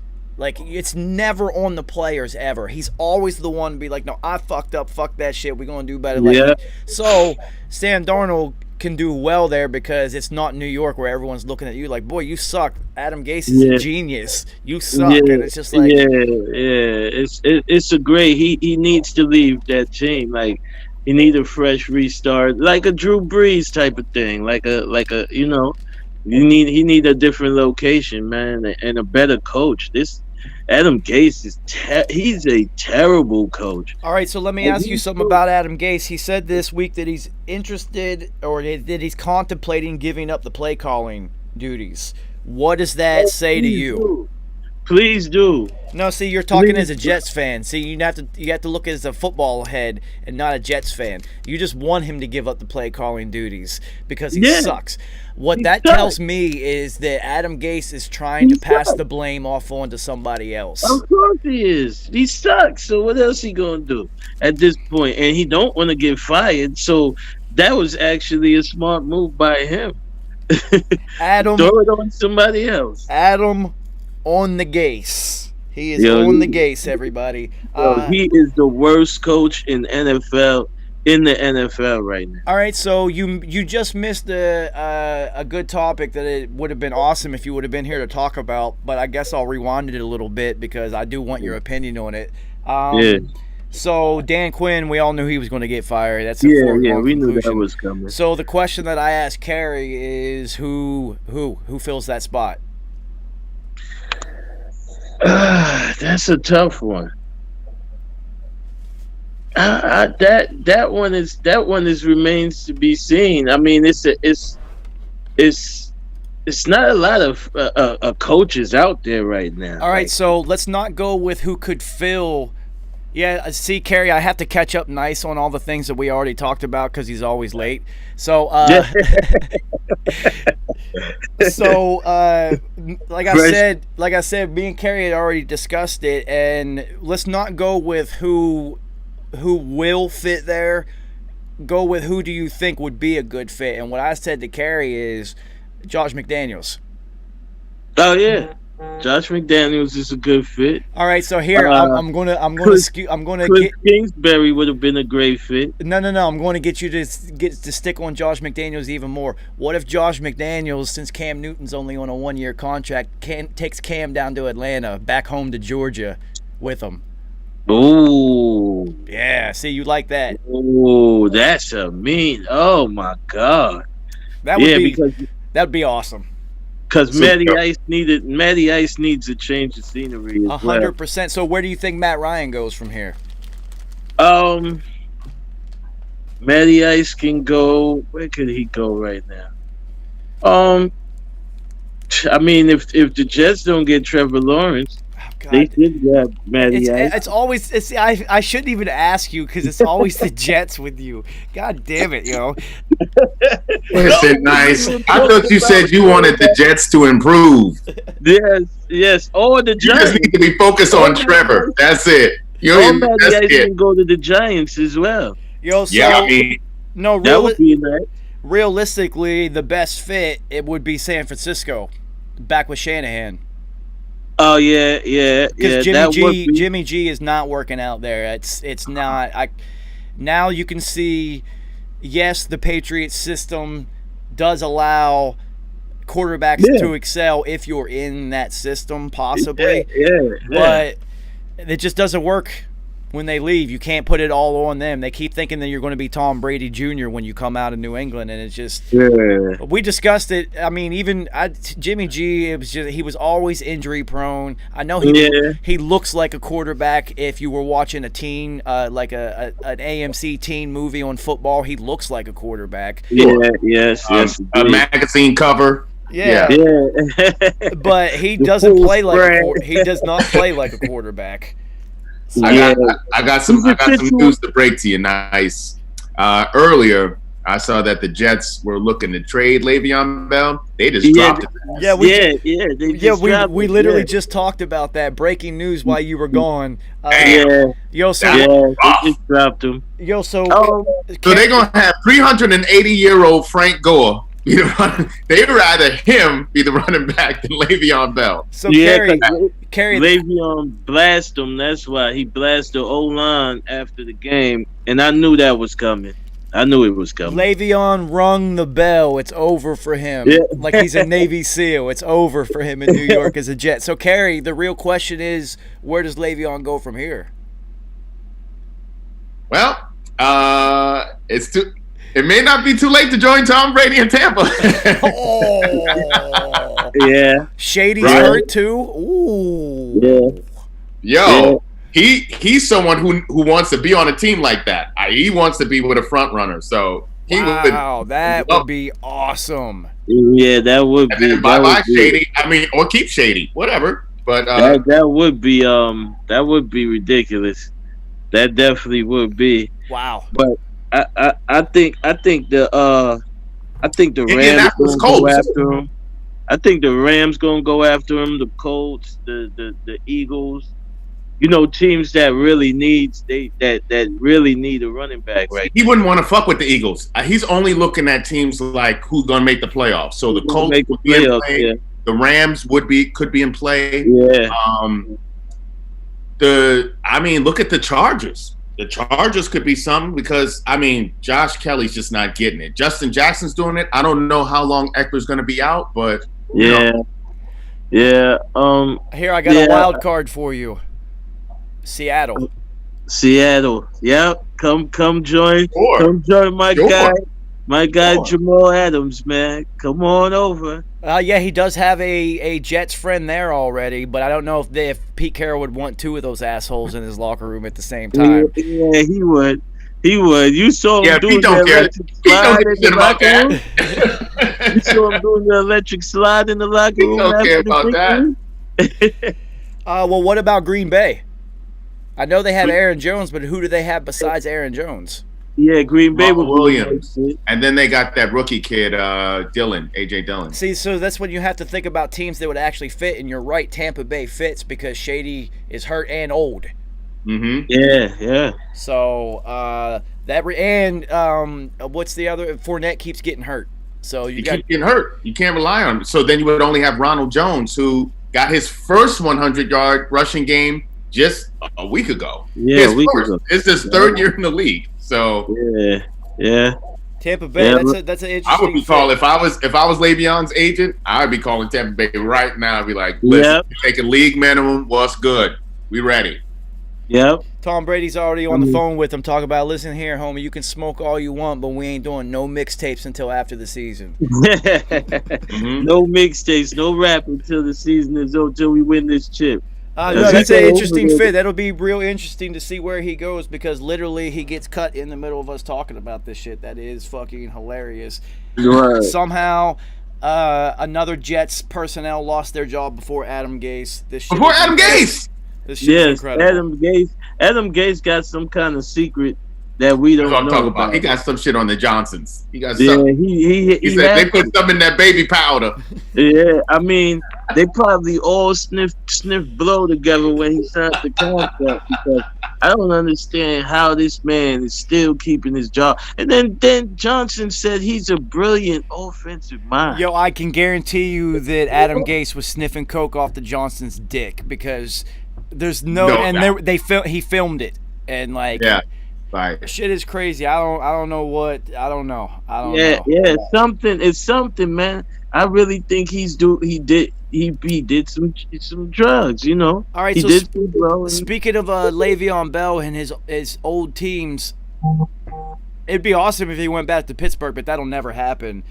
But so why does nobody ever talk about how Big Ben makes every single person he plays with better?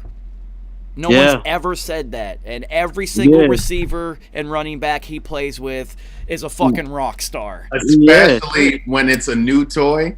Because I knew when Juju first got drafted as a rookie and I saw how they were using him, I was like, oh, Juju's about to be a star.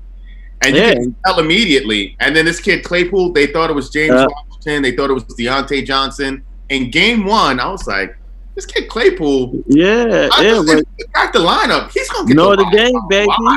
Oh yeah, Know the game. And now forget it now. This kid is even if you look at the right though, because he's even made tight ends that have been on other teams and have just been exclusively blocking tight ends, and they've been scoring touchdowns. When every single offensive player he has ever, and I hate Pittsburgh. I'm just being objective. Every single player has been relevant. Every receiver, every running back, every tight end has been relevant. His whole fucking career, all the way back to the beginning with Randall L. and fucking I was going to say, do you think Hines Ward becomes a Hall of Famer without Big Ben? No. Nah, Big Ben does that. Hines Ward, and that's the answer. Hines Ward only becomes famous in the annals of football heads as the best blocking wide receiver in the history of football. That's why. The greatest blocking wide receiver in the history of the game. If they change a rule because of you, then you're that dude.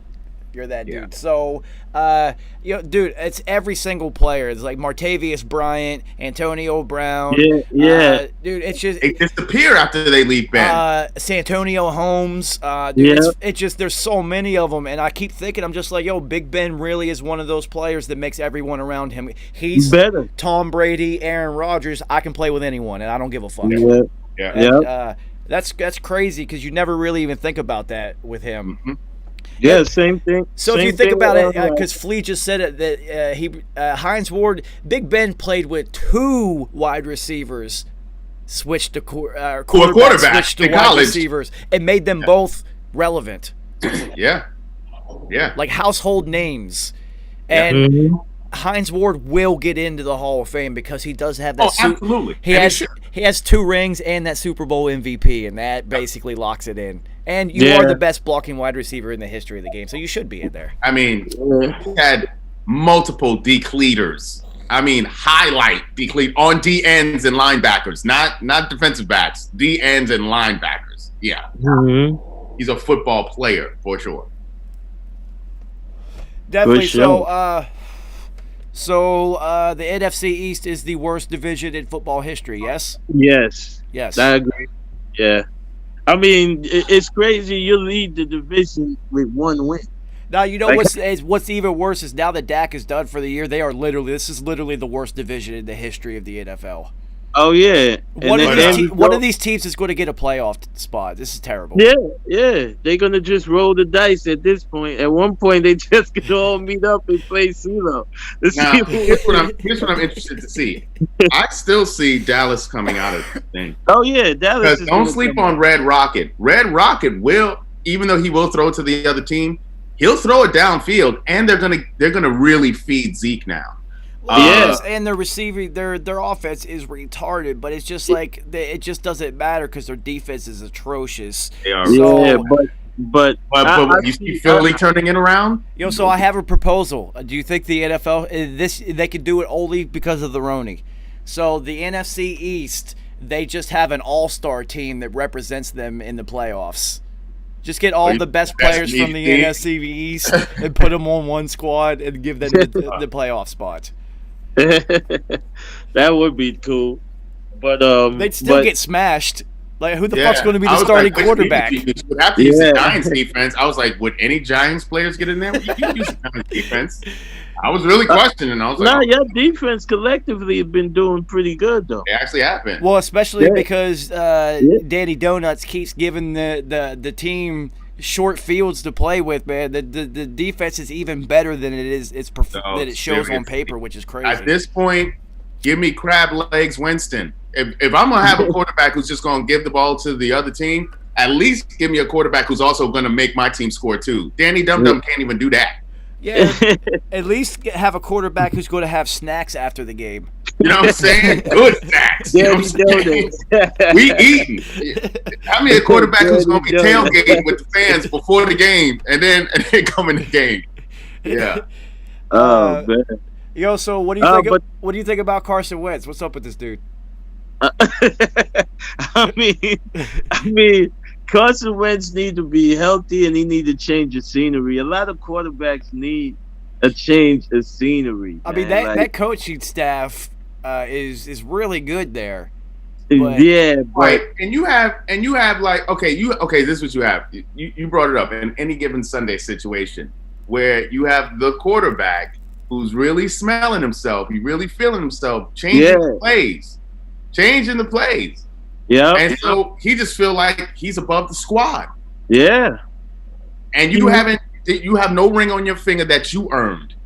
He need to relocate. Foley Foles got that ring for you, player. So I think he's trying to do too much to try to get the Foles taste out of everybody's mouth. Exactly. Yeah. So that's He needs Folgers in your cup, baby. Yo, I can guarantee you that Nick Foles got his Super Bowl ring as a cock ring. He trying to knock that Foles taste out your mouth. Yeah, so he's doing too much. Carson Wentz need to go to the Patriots, man. That's where he needs to really go. Go hook up with the hoodie where it's gonna be straight football. You better not change no plays on the hoodie. You better not. Yeah. So, I think Carson Wentz could stay in Philly. I think he could, but he just has to chill. He just has to play. He has to trust the system. This is a lack of trust between the head coach, quarterback, system. Yeah, and this is the problem. I don't think he's gonna chill. What about I'm Indy? a rock star. Yeah, but what about Indy? Indy also. That was gonna be my next choice. Indy. Definitely. Wait, we don't think Jacoby Briskets could do it? No, you know that I do. I think he is an efficient. If he's not the focus of your team, he is the proper type of quarterback to have. And I think this time under Philly Rivers, this time to just sit back to even see the game even more now.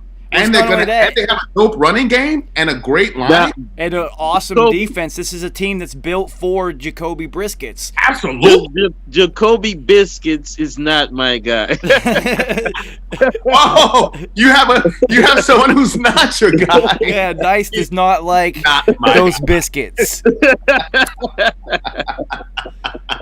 Nice gets the two thighs in a wing with no biscuits when he goes. All right, with no Jacoby Biscuits. Damn. Well, that's unfortunate because I think he does not get enough credit for not losing games, and that's the first step as a quarterback. He's a really good situational well in the Teddy Bridgewater lane. He could you could win with this cat. He's a good situational quarterback, but he's just not my guy. He's definitely not your guy, but I know he doesn't lose games. He may not win them, but he doesn't lose them, and that's and there's a lot of quarterbacks, dude. Phillip Rivers is out there just chucking the ball to anybody. Oh yeah, I mean Phillip Rivers is the gunslinger. Philly Rivers is going to shot put that rock to anybody. Yo, you can don't ever say the words gunslinger and Phillip Rivers in the same sentence again. No. He's a shot put artist, dude. He's always had a weak arm because he has that push throwing motion. Yeah. Dude, he looks terrible. Yeah, I mean it's week 5. What the fuck is going to happen in week 14? Yeah, it's over for him, man. Next season, he got to retire, man. Just give it up. I mean, at this point, I know you love the game a lot, but it's looking brutal. You're looking really bad out there. I know one person who doesn't want him to retire. His wife. Because imagine, he's playing the season. He already got 15 damn kids, but he has no more football? No, yeah. I already got 15. That's why he's still playing. She's telling him keep going. He's like, keep your ass out there. Every offseason we have another kid, you asshole. Right. It's over for him. So I don't know. It's that Colts job is going to be a good one because their defense is stacked. They have a running game. They have weapons. The offensive line is ridiculous. They have a great offensive line. They have a good coaching staff.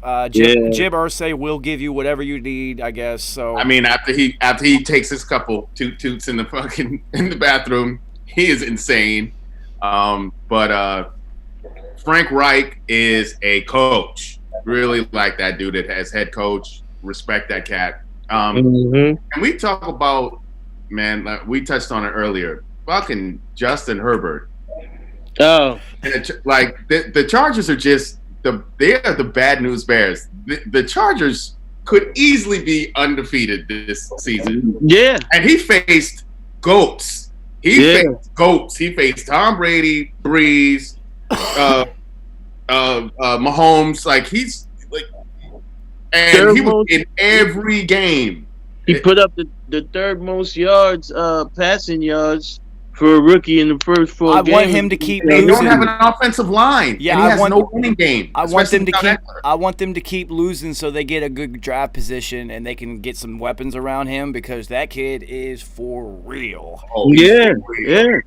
yeah. I Justin mean, they're Herbert missing Derwin James on defense. They didn't have Melvin Ingram. They're beat up on defense. Their offensive line sucks. Bosa And played they're 19 missing snaps Eckler. total. Yeah. I mean, remember last season in college, he was ranked the #1 quarterback before the season started. So he is a baller, but you know, a lot of people underestimated him after the season with Oregon. It wasn't that great, but he still won, you know. But I mean, it plus you wasn't had that the great. Joe Burrow effect. Yeah. Joe Burrow fucking smashed, and then you had Tua right underneath him, and so Yep. Yeah, so so- Justin under the radar. How bad do the Dolphins feel about drafting Tua when they could have gotten Care Bear? Who Yeah, said and his they name is not Air Bear, it's Herb or Herberts? It's Herbert, yeah. Yeah. And they were really looking at him too. The See- Giants, the Dolphins. Like I said, the Giants were looking at him. They played They themselves. were looking at him, but I don't know. These guys, We have to see Tua first. We don't know yet. yeah. Because also Herbert, we wouldn't even know about Herbert right now because Fitzmagic, 24-karat Fitzmagic is still in the Miami air. Whoa, Fitzmagic. You know what I mean? So Herbert would still be squatting that bench just like Tua is right now. All right, so Yeah. here's my theory on it though, and Tua's trash like every other Yeah. Alabama quarterback. Yeah, I was and about he to- only I was looked like a about to beast say that. because every single wide receiver that comes out of Alabama is a Monsters. monster. Yes, The last I 4 agree. years of Alabama wide receivers have all been all-pro wide receivers in the NFL. It's an incredible run. Easy. I actually agree with Joe on that one. Yep. Tua never really showed me anything that made me think like, oh, he was looking like that guy. He Like, hit open receivers. Yeah. It wasn't that tough. Well, let's just say this: the legend of Tua really started when he took over for Jalen Hurts and then won the national Yeah. championship because they Yeah. were about to lose to Georgia. Well, Yeah, they were. that's because Jalen Hurts, Arb was so terrible that he couldn't even use those wide receivers Jalen and be Hurts effective. is absolutely terrible. This is why he came and saved And the he day. still got drafted in the second round by the Philadelphia Eagles. Yeah, At quarterback. great move, Eagles. Amazing. Great move. Yeah, so I think Tua's a bum. I think there's wide receivers down there. You have to look at the wide receivers that Tua had. It's just they're all studs. Every single one of them. You know what is Tua studs. needs? Let's just keep it real. You know what Tua needs? Tua needs Tyrod Taylor. Oh yeah, you're right. That's who he needs. Yeah. Dolphins. If you're watching this show, which you never will, go get Tyrod Taylor and have somebody purposely injure After him. Fitzmagic goes off into the sunset, get Tyrod Taylor. All of a sudden, Tua will know how to play quarterback and then be Yep. the starter of your team for the rest of his career.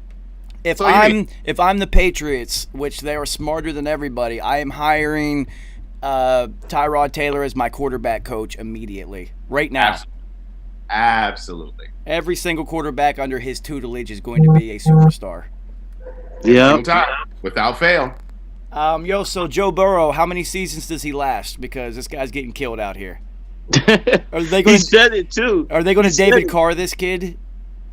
I Yeah. hope not. I hope not. He said Yeah. it. He's actually scared of getting hit like that. So that tells me that he's gonna get hurt very bad really soon, and that's gonna be a bad situation for him. But he is a baller, gutsy player. I respect him, man. See, the thing is with him is that he is a willing runner, but right now he's a have-to runner because he's running for his life every single play. Yeah, yeah. They're giving him no time his best wide receiver is a rookie in T. Higgins because the All-Pro and A.J. Green is just not back yet. He's just not back. Yeah. He lost his starting tight end, and so now he's going to some cat named Sample, and the sample size is small on him. He ain't really. Yo, he ain't could really you old. imagine? Could you imagine if this was if Joe Burrow and this team were playing in the '90s? He wouldn't make it through 2 games. He would have been dead already. Yeah. He would have got hurt so bad. He's getting hit like 15 times a game, and you're not even allowed to hit quarterbacks right now. With Cornelius Biscuit Bennett and Bruce Smith breathing down his neck. Imagine. Yeah, man. Cornelius Never Bennett. And that whole Buffalo Bills team was a bunch of fucking savages. Yeah, they were living that. They were on Talley. time. That whole team Daryl was. Talley from West Virginia. They were just savages. Yeah, that whole team was on demon time all the time. Yeah, that's That crazy. defense was so savage that Don Beebe had to wear 2 helmets. And so did Kelso, the white boy. They were like, yo, we got to double up. They were like, all these cats we need to double up. All right, I've only seen the double helmet 3 times in my entire football life, and 2 of them were on that Buffalo Bills team. And the other one was one of the 49ers defensive linemen used to have on. Okay. Dana Stubblefield, or one of them that played with Dana Stubblefield during that time period. All right, so the whole entire football world knew, if you watch football, that the Texans were going to win. Yeah. Like, you don't get rid of the coach / GM, who is like the evil figure, and if the players would have lost that game, everybody would have looked at them and be like, well, it's all on you. Yeah, Flea's right. It was Bryant Young who had the double helmet. Brian Young, yeah, there it is. Yeah, Brian Young. I mean, Romeo Crennel, the oldest head coach in the history of the universe. But they love Romeo. And they Wherefore out thou, Romeo. Shit. Yeah. They were going to play hard for him. They were going to get him another win because they knew that he piled a lot of losses being the head coach of the Browns. So they're like, we're going to gift you this victory, Romeo. And then the Jaguars, they're like, unfortunately, they're like the Jets and the Giants. If you need, and the Falcons, if your team needs a little healing, go play one of these squads, and you'll get your shit back on track. Yeah. So the real question, Dice, is where do the Texans go from here? Because their offense they have Deshaun Watson, everybody. So it's like, where do you go from here? Because they could realistically go on a run. Yeah, no, this happens every year with the Texans. If you guys look for the past couple seasons, the Texans always starts off horrible those first 4 games, and then they go on an unbelievable run every season. From week 5 on in, they just turn things around. But like I said, man, Deshaun Watson, man, that's all you need on that team to make it happen. He's a winner. He has Brandon Cooks now. Okay, so when they were making those runs, they had D Hop, and the thing about D Hop is D Hop didn't get hurt. Brandon Cooks gets hurt. Yeah, he do. Will Fuller gets hurt all the time. Yeah, Brandon Cooks cost the Patriots a Super Bowl by getting smashed in like the 3rd play of the game, and now our deep threat was out, and the whole offense is different. David Johnson at running back. Everybody gets hurt. So now you have 3 main cogs of your offense. Randall Cobb too. Randall Cobb. I mean, if at this point in his career, if you're relying on Randall Cobb to get you to the next level, you in trouble. So, Dice, the real question is, are you about to do a jokes right now? No. There ain't no such thing as halfway crook. You know what I'm saying? It's just getting darker and darker over there. You strap it up right now, son? Like, what the fuck? Put the light on. There we go. Nah, I had to change my device, man. My device is getting low. All right, so yeah, that's how we'll not get kicked off the internet, by saying device. So the Dolphins game, this is Fitzmagic at his best. This is when you're going to get these games from him where he gives you 40 against a And team. this was actually an easy game for me to pick. I was like, Miami's going to win this. Period. Yeah, I mean, Fitzmagic, he's another one. He's another very predictable player. He has stretches where he plays unbelievable, and then when it comes down to it, and it's starting to get to the end of the season, that's where he plays terrible. So you get Fitzmagic for the first 8 games of the season. Oh, he's gonna wow you. Yeah. He's gonna wow you, and then the back end of that is, if you're depending on him to go to the playoffs, he's gonna disappoint you, because that game he's gonna throw at least 8 interceptions. I will say this. I'll say this. No matter what you say, yes, and he does give up the ghost a lot to the other teams. But every team he's been on, every single teammate believes in him. Like they they run through brick walls for him. And now you have that Miami coaching staff. They love that head coach. Brian Flores, they rock with him heavy. That's why Miami plays so hard. And with all the players that they're missing, Miami should be getting blown in these games, but they just play so fucking hard that they're just not an easy out. And they've shown that the last 2-3 seasons, especially the last 2 seasons. Yeah, Fitzmagic, he, like I tell you, he has that magic, man.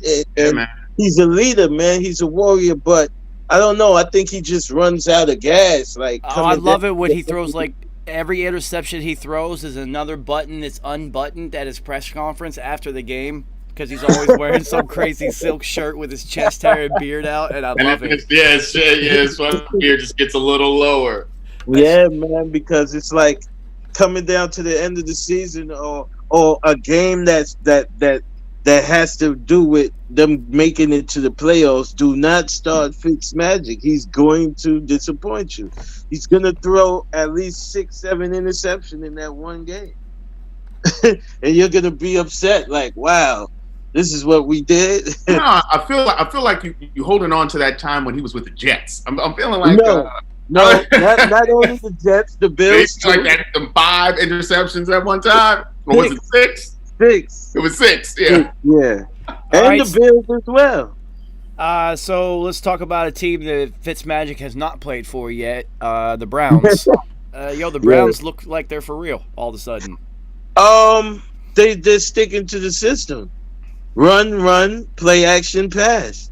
I mean, this is something we said that from the beginning of the season. Yeah, we spoke about this from day one. They actually, somebody listened to us. Right. Yeah, man. EVP. They're honestly, they've been the easiest team to just diagnose. I mean, they finally discovered all of their weapons that they had on the squad. Njoku's back. We don't know for how long, maybe another game or 2. But they found Hooper. They discovered Odell again, and even this kid who came in for Chubb, Johnson, he's been running well. But I mean, you also have Hunt. I mean, that 1-2 1A running back. Like, okay, Chubb went down. That sucks, but we still have Hunt. Well, you also have Baker looking like the quarterback that I always assumed he would be, because he is an extremely accurate thrower. Yes, less pressure on now. You established a run, and now you have a credible play action. Yeah. They have to respect it, and that offensive line is gashing people. And so now Baker's comfortable. He's just playing. Like he's just it's like he's back at Oklahoma again. He's just chilling. When you're such a threat at the run game, that play action is going to be so easy. It's like Ryan Tannehill. Well, not only that, you have to remember that Baker, no matter what he's listed at, 6'1" or whatever, he's probably realistically about 5'10" or some change. So he's 5'10" all day. He's always had to move to get his throwing windows, so it's better to get him on the move. How do you just have him sitting behind linemen that are all 6'7"? Like Kyler, just like Russell, the love Russell. All these guys, the thing to their advantage is they've always been that height. All the time, and they've succeeded at every single level. So, yeah, man, they just found the remedy, and they're using it finally. Because prior to that, they were looking terrible. Well, I'm really interested to see some of their defensive guys get back. Like, I want to see what Greedy Williams looks like. because I mean the Browns. Oh yeah, no, Greedy is very greedy for the ball now. I'm saying, I mean, Delpit unfortunately is out for the year, but Greedy can come back this year. Well, that's Nice's guy, Greedy Williams. Yeah, that's my guy. That's Nice's guy, Greedy. Yeah, he's greedy for the ball. Oh yeah, I'm interested to see some of the defenders get back, and let's talk about Myles Garrett is balling. Defensive Player of the Year. Yeah, absolutely. He's Defensive Player of the Year right now. Every single game, he's causing 1-2 turnovers. It's like where's Myles Garrett at? And as soon as you say that, sack, strip, fumble.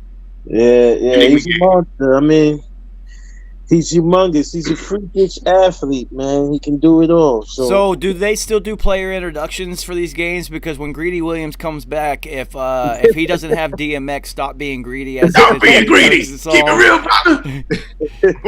Needy. Like every time he picks off a pass, they have to have DMX as a barking in the background as his like. And the dog pound. Oh, it's perfect. Come on, it's perfect. If DMX isn't a Browns fan, he's an asshole. Because he can't like the Jets. I mean, that's not possible. And he can't like the Giants right now. Yeah. So speaking of the Giants, what are they going to do with the first pick? Ghetto Fuck will fuck it up. He'll find an accordion playing linebacker or wide receiver, someone who's like really deep into the arts, like Andrew Thomas, and and he'll choose them because they're just so solid in character and all that. See why I say nice? I see the look on your face when I say when they have the first pick in the draft, because the Jets are so terrible that they will somehow find a way to fuck up having the first pick in the draft. Oh yeah, of course. Yeah, you're right about that. But the Giants is gonna pick. They're gonna go wide receiver that first round pick. I promise. Well, they missed all the wide receivers. There's that dude in Alabama is a monster, but dude, look at all the rookie wide receivers that are balling right now. This was the most wide receiver rich draft in the history. Didn't get one, and they are all balling right now. That's the crazy part. So. Let's move on to that. Let's not talk about how terrible the Giants are, because this is something that I actually wanted to talk to you guys about. This is something I had that, like, I literally was just like, oh, I can't wait to talk about this. The amount of first and second year wide receivers in the NFL that are absolutely dominating. Right. Like, there's like 15 of them that are balling right now. Because back in the day, this was a thing that didn't happen. It normally took wide receivers 3 to 4 years. 3 to 4 years before they figured out all the on-site adjustments and things like that. Now it's a different ball game. Dude, I don't watch college football that much anymore.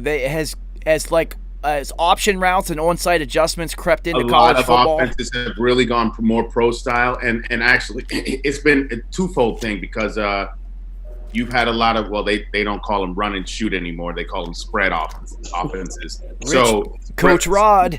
Right. So the spread offense has really, really permeated through a lot of college football, and as we've seen, NFL has really taken on that offense, and so now you have players who have just been in that system since they were in high school. So a lot of these wide receivers have been in a spread offense since freshman year of high school. So the terminology is pretty much the same. They go to colleges that run the same sort of offense, and if they're drafted by the right team, then they're right back in it again. So they're just learning the terminology, but they're fucking ready to go. Dude, it's a whole different league, because this used to be the position that took the longest to make the leap. Yeah. Even more than quarterback, it took receivers years to figure out combination coverages, combination routes, sight adjustments, things like that. So here's a question I have for both of you. Which one of these first and second year receivers that are balling right now is going to end up in the Hall of Fame? CeeDee Lamb will. I say CeeDee Lamb will. CeeDee Lamb, yeah. I think if since Russ is 30, so you got another 10 years of Russell Wilson, so DK Metcalf. Of course. Well, I was about to say also, let's look at a cat named Justin Jefferson. See? Oh, There's yeah, so many of them. Justin Jefferson, yes, he did. Chris Godwin. What year is this for him? Is this year 3? This is 3. Okay. I mean, he kind of came out of nowhere. And on a team that has Mike Evans, he emerged as the number 1 receiver last year. I mean, like, he came through. Well, look, and then you're also looking at, like, Kenny Galladay, who led the NFL in touchdown catches, and Michael Gallup in Texas, who's their 3rd fucking option, and then Cedric Wilson, who's their 4th option. Yeah. And it's just like there are so many of them. Like, Hopkins is going to end up in the Hall of Fame. This guy is absolutely. Those 2 catches he had this week Who, D-Hop? were retarded. That one D-Hop catch is- against his D-Hop face is mask retarded. while he's getting his other arm ripped away. Yeah, D-Hop is just ridiculous. You got to look at a guy like Devontae Adams, who his first couple years, he was real shaky. You were like, ooh, is this guy going to make it? And then all of a sudden he turned into an all-pro receiver. Well, it helps to have A-Rod as your quarterback, Well, no and doubt. that's why I look at But somebody A-Rod like. won't throw to you if he don't trust you. Well, that's why I also look at DK Metcalf. I'm just like, wow, you're getting another decade of Russell Wilson because Seattle will never let that guy leave ever. No, never. And also, you guys forgetting Evans as well in Tampa Bay. He is a touchdown machine. Playing on one ankle without any other help, and he's still scoring a touchdown every game. Especially when you have a quarterback who knows how to get him the rock, But right? dude, even Calvin Ridley. Dude, there's young receivers. Yeah, Calvin Ridley. Jerry Cool. Jeudy already looks like a beast in Denver. AJ Brown in Tennessee. Yeah, Monster. He out just- of nowhere. He just came in and had a touchdown straight off of the IR. Him Big Metcalf with like the 2-headed monster down there in Ole Miss, man. And then you're also looking at now. You have to throw this kid into the mix because I just looked at his senior year in college, Claypool with Pittsburgh. Notre Dame, baby. Well, he had 13 touchdowns his senior year and almost 1,300 yards. All right, shit. I got to make another one. Hold on.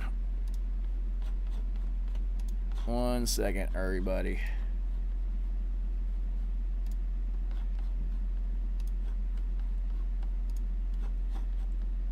While I roll up. Mike Williams.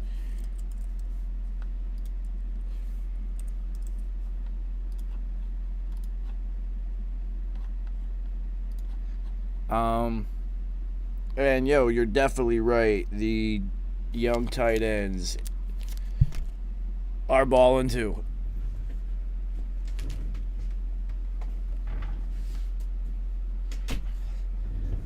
Kittle, Waller, the kid in Miami, Gorish, or whatever his name is. I think that's the Supreme Court guy.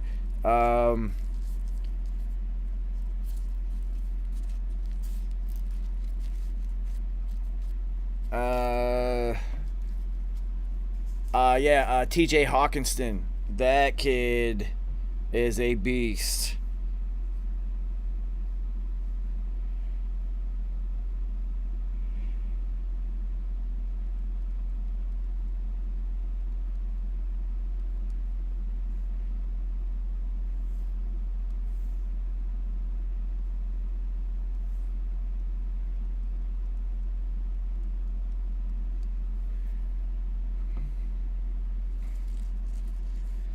Hunter Renfrow is clutch. That's what he is, dude. That little guy, even when he was in playing for Clemson in college, that little dude makes big catches when it counts the most. But, Juju Smith-Schuster, let's see, who else has got young wide receivers out there that are balling?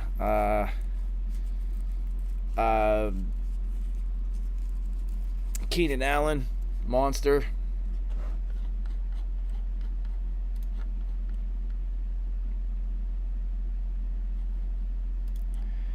I liked it better during the Roni when they let you have unlimited fucking meetings. Yeah, what happened with that? I'm high and I forgot to tell you guys because it only gives you an hour before it stops it unless you pay for the premium shit, which I'm not going to do because we only do this once a week. Right. Anyway, dude, I'm still sitting here going through all the receivers. Keenan Allen, Mike Williams, Ty Williams, Dude, the wide receivers, Odell. We haven't even seen Michael Pittman Jr. yet, who I was like, well, maybe the G's will grab him out of USC. Maybe. No, they didn't do it. I'm interested to see what he's out for the year, but I'm interested to see what he's going to look like when he gets back.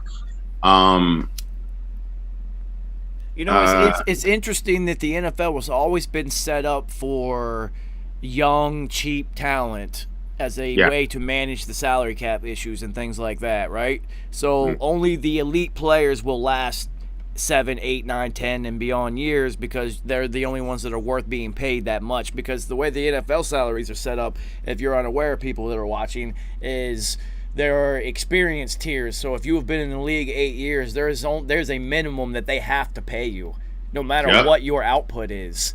So if you're not worth the output, no one's going to pick you up. It'll never happen. So that's why you see older NFL players just never get picked up by anyone because the collective bargaining agreement will not allow them to take under that amount of money. And look at AB right now. Are you trying to tell me that he could not be balling for a team right now? Are you fucking kidding me? Well, AB. You also have to remember that he's out for the first half of the season, so we still have 3 weeks without him even being available. So you would only look at a team, maybe a serious consideration, right before the deadline, or when you're, say somebody gets hurt and you're like, ah, shit. But he would also have to know somebody. He would have to have familiarity with a coach or a coordinator or somebody. You just can't bring that guy in and just throw him into a situation and think it's going to work. And talk about a career squandered. Who was going to be most definitely. I mean, I'm not. AB is still like, he's still talked about in the mix. He did squander his shit, but he put in a lot of work. But I'm talking about a career really squandered. Wow. He would have been in the Hall of Fame mix if he just kept his fucking head straight and off the lean and off the other shit. Josh Gordon, this kid, this monster. I mean, who knows what he could have been. He came in and in 14 games led the NFL. 1,600 yards receiving. Played for Cleveland. Playing for Cleveland with 3 different quarterbacks. We're kind of seeing the same sort of thing with Odell Beckham with the blonde hair. When he was playing with Eli, he thought like, oh, I could get better. And then he left and was like, oh, shit, maybe that was the best. I had it really good because that cat threw to me a lot. You know what I mean? We'll see what the shit could be. And also, as Cleveland is discovering what their identity is and the interesting ways that they get him involved. But, he was like, you couldn't tell anyone that he wasn't on a Hall of Fame track. But, even me, and I hate Pittsburgh. That dude, the numbers he was putting up, if you do that for a decade straight, which by every single account from anybody, nobody... they always say this, it's coach speak. Oh, nobody works harder. First one in, last one out. Literally everyone would say, oh, my God, he's like the worst teammate ever. But nobody outworks this guy. So they said the same shit about Odell, but they didn't say he was the worst teammate. They actually really love Odell, but they also said he is the hardest worker there. He's an asshole, like outside in media and all that shit, but the people who really know him. They all love him, and he works really fucking hard. But and honestly, now he's found some zen in his life, and he's found some maturity, which that's all I want. This is a big piece of Cleveland's offense working. Was him accepting what his position within this organization and offense is going to be instead of it always have to be about him. If he accepted it, which he is right now, dude, this is a scary team. This is a real scary team because... Listen, I knew shit changed when they asked him about Baker. You see how he threw Eli under the bus. How he could have thrown Baker under the bus. And instead, he was like, listen, I've never played the quarterback position. I don't know the sort of things he's dealing with he wants to get us all the ball. But, I just want to, provide for my family, catch a pass or two and help this team win. I was like, fuck you. Fuck you, mature Odell Beckham with the blonde hair. Where was that guy at? There was that guy when he was in fucking metropolis. Well, he could never be that guy in New York. There's too many lights and too much. Cleveland's a good spot for him to just be a Rust Belt kind of guy now. There ain't shit to do. You hanging with your homie. Yeah, you and Jarvis is just you guys are dyeing each other's hair every other week. It's fine. Yeah, it's cool. It's cool. It's not gay or anything. It's fine. It's fine. Not in this era. No, just win games. That's all that matters. So, the real litmus test for them, because I thought this week was going to be a real litmus test going against the quote-unquote number one defense in football, but as we know, that number one defense in football has also played terrible football teams up until this point. So this was more of a litmus test for Indy's defense, so now we have to wait until Nice comes in. Now we have to wait until this week because this is a real test because they have to play Pittsburgh this week. This is like a real test. Who? Cleveland has to play Pittsburgh this week. Oh yeah, yeah. I'm going with Pittsburgh though. I'm gonna go with Pittsburgh. I don't know if y'all watching, but the Titans are stomping the Buffalo Bills out. Tannehill just threw another touchdown pass to Jonnu Smith. That's 2 for Jonnu Smith. Tannehill looked great. He's ran for 1, threw 3 other touchdowns. A.J. Brown is back. I know Corey Davis is out, but man. Kerry, this is another one of my weekly picks that Nice never participates in. That I went against my instinct and I wanted to go with Tennessee, but that off game, the week that they missed, and all of the shit going on made me think they were going to come out rusty, and clearly I was wrong. See, this is the thing. In the age of Rona, we don't know who's sick. Being a game automatic, like all of a sudden gets postponed, and then they come back, and then there's short weeks. Now there's Tuesday games, Thursday games, probably going to be Saturday games. You're like, wait, what? Yep. Who's playing? Yeah, I don't even know who's playing and when they're playing anymore. Yeah, this is awesome, though, because it's just like, fuck it, let's just play a game every day. You like, it's going to turn into, we're going to have 2 games every day of the week. You know what I'm saying? It's going to be great. And then, like, maybe Monday night we have a 3-game special, or Sunday we have a 3-game special, but it's going to be just 2 games every night. Fuck it. Why not? Yeah, why not? I'm all for it. All right, so speaking of last night's game, Russ is the MVP. I don't care how well Aaron Rodgers is playing. I don't care how well Myles Garrett is playing. It's almost impossible for a defensive player to win MVP, because if there was ever a defensive player that should have been the MVP, it was J.J. Watt the year that he led the NFL in sacks and also had like 7 touchdowns, playing tight end and getting picks and fumble returns. How the fuck didn't he? And he put the team on his back and took him to the fucking playoffs. How the hell did he not win the MVP that year? I do believe the real LT won. Well, I mean, he did win. That's what I'm saying, but J.J. Watt J.J. Watt should have won. J.J. Watt should have won. How did he not? Like, Jesus, I know. God. He was the literal Texans. He was all of Houston, Texas. It was incredible. They're like, we can't score on the goal line here. I'm going to go play tight end. I got this. Just throw me the ball. Everyone knows I'm getting it. And I play D-end, and I'm still going to catch these. Like, it was incredible.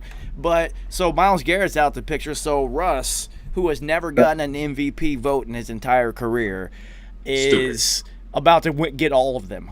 Yep. Yeah. Russ, I said it, he's the LeBron James of football right now. Shout out to the Lakers for winning that chip. That's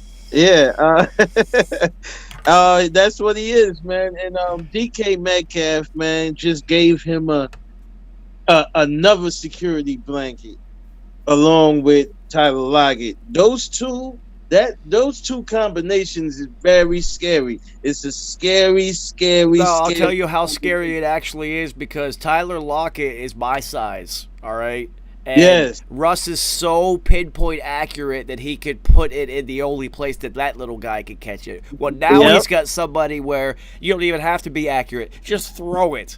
If it's one-on-one, just throw it. He's going to win the matchup against every... He dominated the defensive player of the year in Stephon Gilmore, who is playing at a Revis level of corner now. The Megatron 2.0, man. He's Starscream. He's Megatron's homie, Starscream. Yeah. Yo, I mean, so even when he don't catches the ball, he's already about 4 steps ahead of the corner. And it's not only that; it's the small things, and that's why I knew Tom Brady was early on was so good. It was like the fundamentals and the little things. DK Metcalf looked like he's been playing receiver in the NFL for 7 or 8 years already. And that's also a shout out to the wide receivers coach out there. Yeah. I told you. Crunchy routes. They do savvy vet moves. They understand whoever their wide receivers coach is needs a better job because all of their wide receivers understand how to use your body. David Moore. Look at David Moore. Yeah. When the ball was coming, they all know to stop running and allow the person to hit them. It's incredible. That is elite level wide receiver play, and they're all doing it. DK Metcalf is doing it, and he's bigger and faster than everybody. This isn't fair. And then you have arguably the best deep thrower in the game. Well, not only that, DK Metcalf is clutch. Oh, yes. Very clutch. Okay, so let's talk about that for a second. If you're Minnesota, why don't you kick that field goal right there? What? Make them score 8. Make them score 8. Yes, if you get it, game over. I get that. But if you don't, who are you playing against? You forget that this is what Russ does. You're forgetting that, right? And you're in Seattle. Get the fucking points.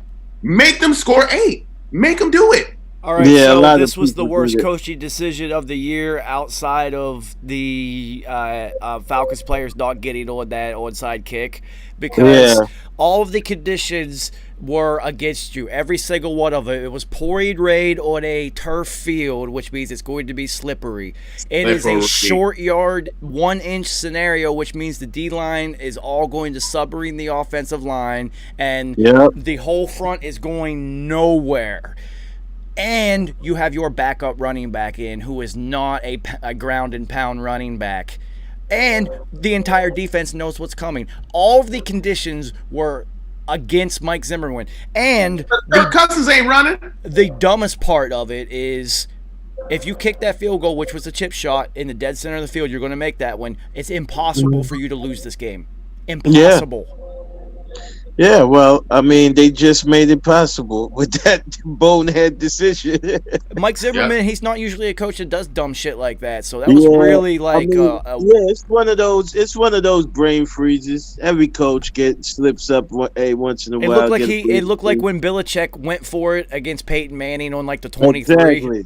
On 4th and 3, it was just like, listen, I'm not giving him back the ball. I'm not punting it to him. Fuck it. And then you just give it to him with 20 yards in. You just give it to him anyway. Yeah, like, fuck it. So it looked like one of those decisions where he just really outthought himself, because if he really would have thought about it, I would have looked at him and been like, well, no, you're not Dalvin Cook. You're not getting that 1 inch. Well, you know fuck it's this bad. shit. Matt Barkley's in for Buffalo. You know it's bad. Oh, wow. Yeah. Well, how serious is Dalvin Cook's injury? Did you watch the game? Yeah. Everyone knows non-contact injuries are always the worst, and no one touched him, so that can't be good. Oh, see, I didn't see where he got hurt. That's the thing. He took a carry and bounced to the outside, and when he went to plant, his groin popped, and he instantly hopped out of bounds. And instantly went off just out. Yeah, he's out of here. So you're looking at multiple weeks, guaranteed. Yeah. It was funny because he tried to come back in, and he played one play, and you could see it the second he went full speed for even one step, he literally just went right to the sideline. I was like, he's done. That was stupid to put him back in. Non-contact injuries are guaranteed multiple weeks, usually 6 weeks at minimum. Yeah, they're the worst. Yeah, well, I mean, I guess Kirk Cousins watches our show because he did start using Justin Jefferson, and since they started using him, their offense has been balling. Oh yes, I was just about to say that. Kirk Cousins finally opening his eyes and giving Justin Jefferson. And the simple thing about it is, once you start doing that, now you take the pressure off Thielen and you take more eyes off of Thielen, so you can go back to your buddy. Because now Thielen's going to see more one-on-one coverage. It's still, I swear to God, Captain Kirk forgets that he has Kyle Rudolph on his roster. It's incredible. Right, and Irv Smith. Yes, he's always forgetting. He's the leader of the ship. This guy has tunnel vision for real. But he's finally opening his eyes, and it's you're seeing the results, man. You know. And it looks like Ngakwe's, like, even with the Neil Hunter out, Ngakwe's finding the footing on the defense, and he's putting that pressure on the opposing quarterback. That defense has studs at every single level and position, so their defense is always going to be relevant. It's all rest on Captain Kirk, and it always will. Well, right now it actually rests on Dalvin Cook's groin. So what do you guys think about the NFL? Speaking of all these games being shuffled to Tuesdays and Saturdays and all this shit, what's that going to do to players? Because the NFL is the most structured. Football is the most structured of all sports. Practice is always the exact amount of time. Sessions are always the amount of time. Dinner, workouts, meetings, everything is so regimented, it's retarded. And now it's just thrown completely out the window. This is why you're seeing so much injuries, so many injuries right now. You're seeing so many injuries because, players need a certain regiment throughout the week before they play. That's why a lot of players really don't really like playing even Thursday night. A lot of players don't really like to play on Thursday night. Well, I would say it was started out with not having a preseason. That's where the bulk of the injuries came, not really getting that out. So let me ask you something. Do you think it's going to be like the NBA bubble, where clearly the bubble aspect is funny because what bothered me about that, since he's your guy, Dice, I want to ask you this. Everybody was on LeBron's nuts about this is his greatest achievement ever, blah, blah, blah, because of all the conditions. They act like he was the only one in the bubble while everyone else had a normal life, and it was just him. Shut the fuck up. That win in Cleveland is the most remarkable thing that he'll ever ever. So he needs to be thanking Kyrie every day for that. So my question is, the NFL, is it going to play out like that, where the most mentally strong, experienced teams and players are the ones that are going to be able to get through all the nonsense that's not normal? So you're looking at, obviously, Tom Brady, Aaron Rodgers, organizations that Russell the Love Muscle, Russ and Pete Carroll, Big Ben if he stays healthy. These teams that have been together for a while and know each other and have experience are the ones that are good. See a team like Cleveland that's still young with a new coaching staff and all that.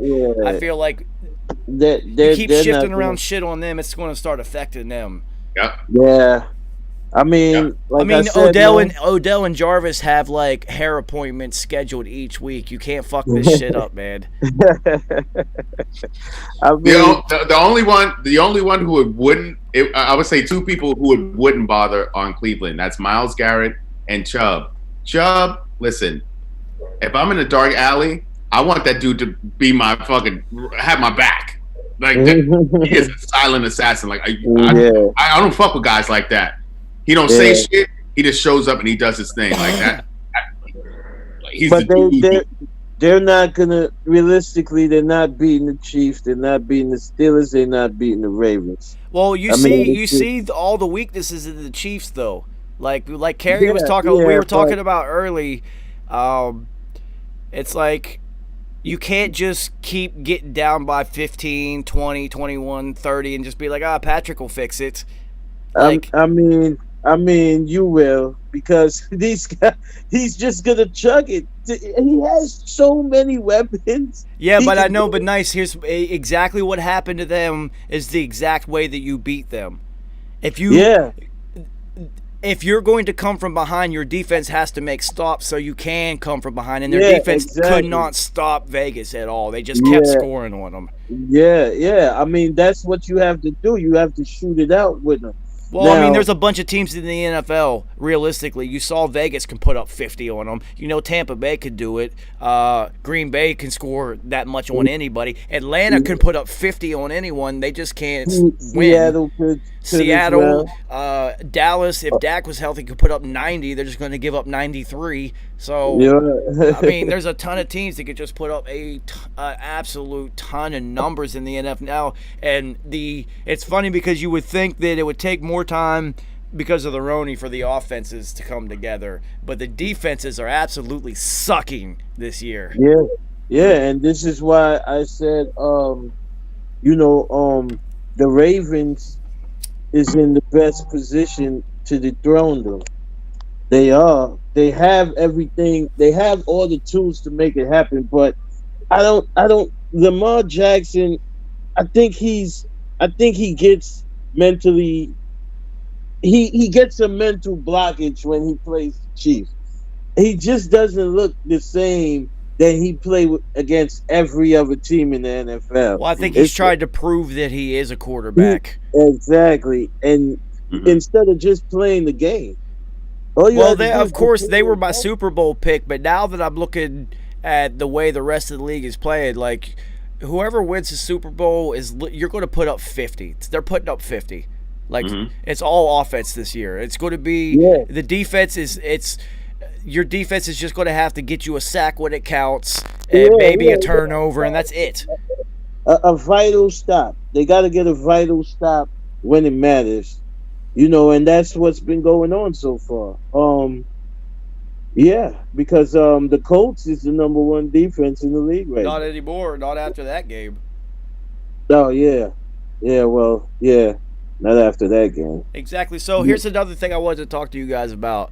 Why aren't more teams trying to return kicks? All right, because here's my theory on it. Nobody even covers kicks anymore. They're not even prepared for these moments. And they keep kicking to like 3 and 4 yards deep, and they don't even attempt to catch it. I know you get the ball to 25, but just this last week we saw somebody take one out, and look, they broke it, and it was a touchdown. I'm just like, There've been 2 returns for touchdowns now. Yeah, because the coverage teams don't ever actually cover kicks anymore. So why wouldn't you attempt it? Yeah. I mean, I'll be honest with you. That is watching this game a long time. That's been one of the sadder points that the return game has dwindled. As a returner, I am very disappointed in this. Yeah, I mean, that makes it more. I mean, you had guys who literally had careers because of it. Devin Hester's going to end up in the Hall of Fame. In the Hall of Fame because of it. Mel Gray. Yeah, you have these guys. It was great. It was great to see Devin Hester return to football. Man. I mean, you talk about someone who could overcome a 6 interception game by Sexy Rexy Grossman and have the greatest soundbite of all time. We are who we thought they were by Dennis Green because Devin Hester started it off with a punt return, and then Chicago's D does what Chicago's D did back then. But yeah, definitely started with him, and so like you don't get that, like how you could turn. It's just how the 3-point shot changed the NBA. And then you have someone who perfected it, and Steph Curry and then Clay, and then how they changed basketball because of the way that is. That's how the return game was, especially with someone like Devin Hester. Well, look at Deion Sanders. Deion Sanders was like killing it. Well, I look at it like this. It's like if you're a team like Kansas City or Seattle right now, Pittsburgh, any of these teams that field position doesn't fucking matter anymore with some of these offenses. Sure. It's 97-yard drive, 73-yard drive, whatever. It doesn't fucking matter. They don't fucking care. It's whatever. So who cares if you attempt it once or twice and you don't end up at the 25? So I hate the fact that analytics has crept into football because in that Minnesota game, that was an analytics decision to go for it and not kick that field goal. Yep. Yeah. And let me tell you something. When the G's won it that year where Eli got absolutely the snot kicked out of him by San Francisco, but still won the game, a key pickup a key free agent pickup was Dominic Hickson from the Broncos, who was a return man. We didn't have a strong return game before Dominic Hickson came in there. Dominic Hickson came in. He set the offense up in great field position every single time. Dominic Hickson was a huge part of the Giants winning the Super Bowl that season because you just make a shorter field for Eli, and then Green Bay, Desmond Howard. Desmond Howard. He was the Super Bowl MVP. That's what I'm saying. He won them that Super Bowl. You get a touchdown and another one returned like 80 yards, and then another one like 60. Come on, and then they did the robot. All day. Yeah, all day. So that's what I'm saying. Like, so these things, like that's such a key component. I mean, it's 3 phases: offense, defense, special teams, and they really just watered special teams down so much. It's just hard. All right, so when I was in college, our head coach was also the special teams coach, very in the mode of how Belichick does it, where special teams was a big fucking deal. Like, it was a big deal to our college. And it was funny because our punter was a first-team All-American because the 2 gunners, myself and Roland Troutman, literally every single punt was a fair catch. Every single one. There was no returns all year. And we ended up winning our division and going to the playoffs and things like that because we always won the field position battle. Every single time. So I cannot for the life of me figure out when I keep seeing these kickers trying to bait them and only kicking it 2 and 3 yards deep. They're not booming it out of the end zone. It's just like... Just as a returner, what do you not want to return these kicks? Like, what is wrong with these guys? I don't get it because Cordero Patterson will catch it on the back of the end zone and try to take it and then bring it out. Well, I did see the cat on the Chargers last night. He kept bringing it out. Unfortunately, he sucks, and so he would only make it to like the 16 or 17. Was that Desmond? But he did bring it out every single time. Was that Desmond King? No, it wasn't Desmond King. Well, see, Desmond King is normally the returner, and he's an all-pro returner because he will bring it out. Yeah, no, he's dope. No, this other cat that they have back there, he's not ready. He wasn't it. But yeah, I know a lot of them just kneel it down. They not even doing it. Really weird. I don't understand it. So Cleveland and Pittsburgh this week coming up. This is like definitely going to be the game of the week. We got 2 Monday night games again this week coming up. I'm kind of liking the double dip on Monday nights thing. I kind of dig it. I still don't like Thursday night football. I don't like it. Even though this Tuesday night shit is kind of cool. Thursday night, I just don't like it. Move it to Saturday. You're not getting good games on Thursday. Ever. It doesn't matter who it is. It's not getting good games. The bodies are just not prepared. So just move. They're not ready yet. Just move it to Saturday. Make it the Saturday night special. The bodies are all in Kevin Hart mode. They're not bad. What they were saying on the Pat McAfee show, and come on, man, everybody's working from home right now. Make it a Friday afternoon game. Why not have an afternoon game? The whole world will watch. Yep. That would be ill. The whole world will. That would be ill. That would be pretty dope. I mean, look at every single sport that has day games, right? The World Cup, everybody tunes in. Playoff scenarios, day games. Early. Everybody. The Olympics during the day. Baseball. Even if you're at work, you're watching on your phone, on tablet, or somewhere. So why would you not shift one of these games, even if it is like today, Tuesday? Why does it always have to be at night? The whole world's working from home right now, and everyone has smartphones. Play the shit during the day. Yep. That shit would be awesome. That shit would be dope. Yeah, because you remember what's the greatest greatest weeks in NFL football is Wild Card Weekend. Oh my God, so dope. That's because you get games like 2:00. Yeah, you got games at like you got 2 afternoon games on Saturday, and then on. It's like and people getting ripped up. You know what? We reminisce it up like March Madness. It don't matter if you're at work. You're gonna figure out a way how to watch those games, and you're gonna have a little.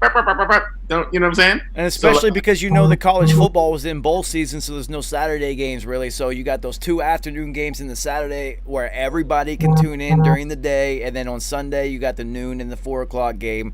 This shit's awesome. I don't know why they don't move games to the weekday in the afternoon. The NFL does make a lot of stupid fucking decisions, but who am I to say they make $1 trillion and I'm doing a sports podcast from my room?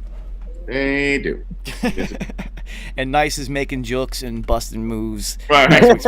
Every single time, He's scouting neighborhoods right now. See, look, he did it again. Every single time that he leaves, he's busting a move. He's like, see, that was a quick one. That was a quick one. They just must have wanted like a 20 piece or something. I feel you know what I'm saying? He's sending houses and shit. Someone just went on vacation. Okay. The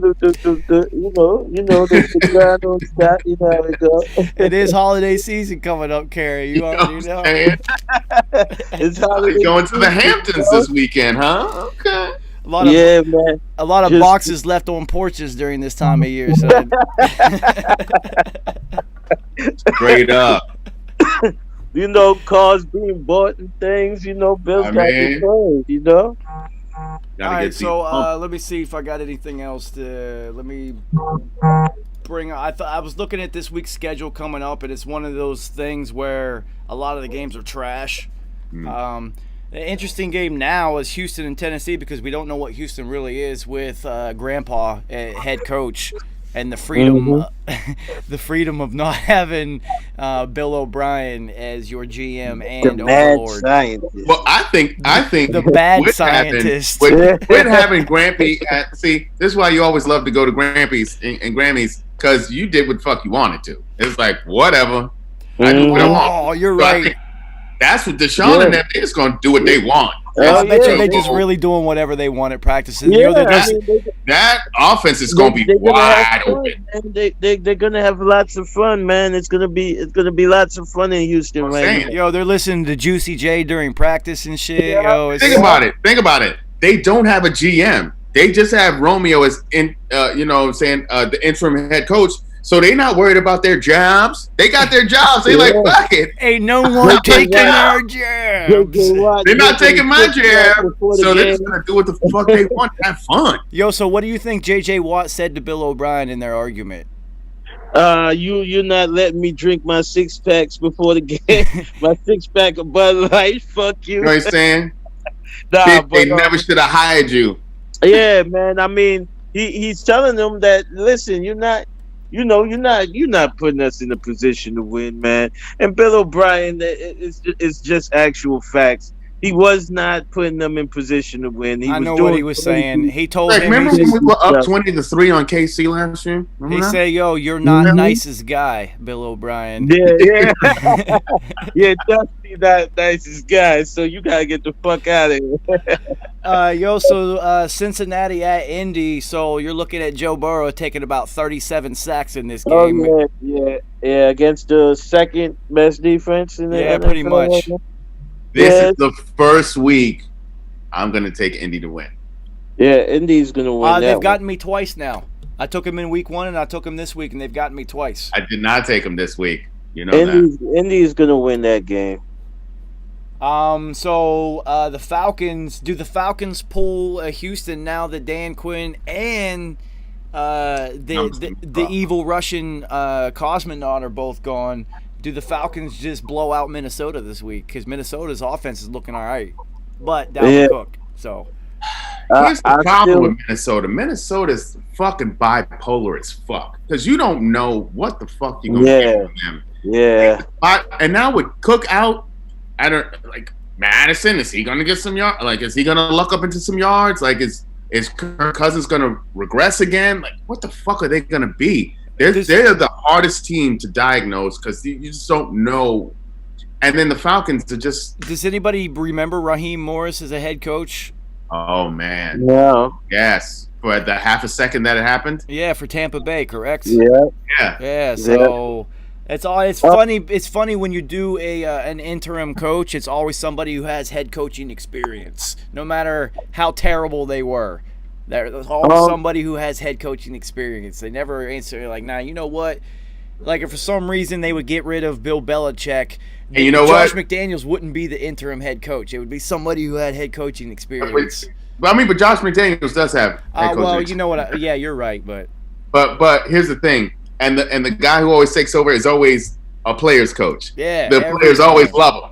Every time. It's like, let's do it for Romeo. Let's do it for Raheem. Okay. I'm going.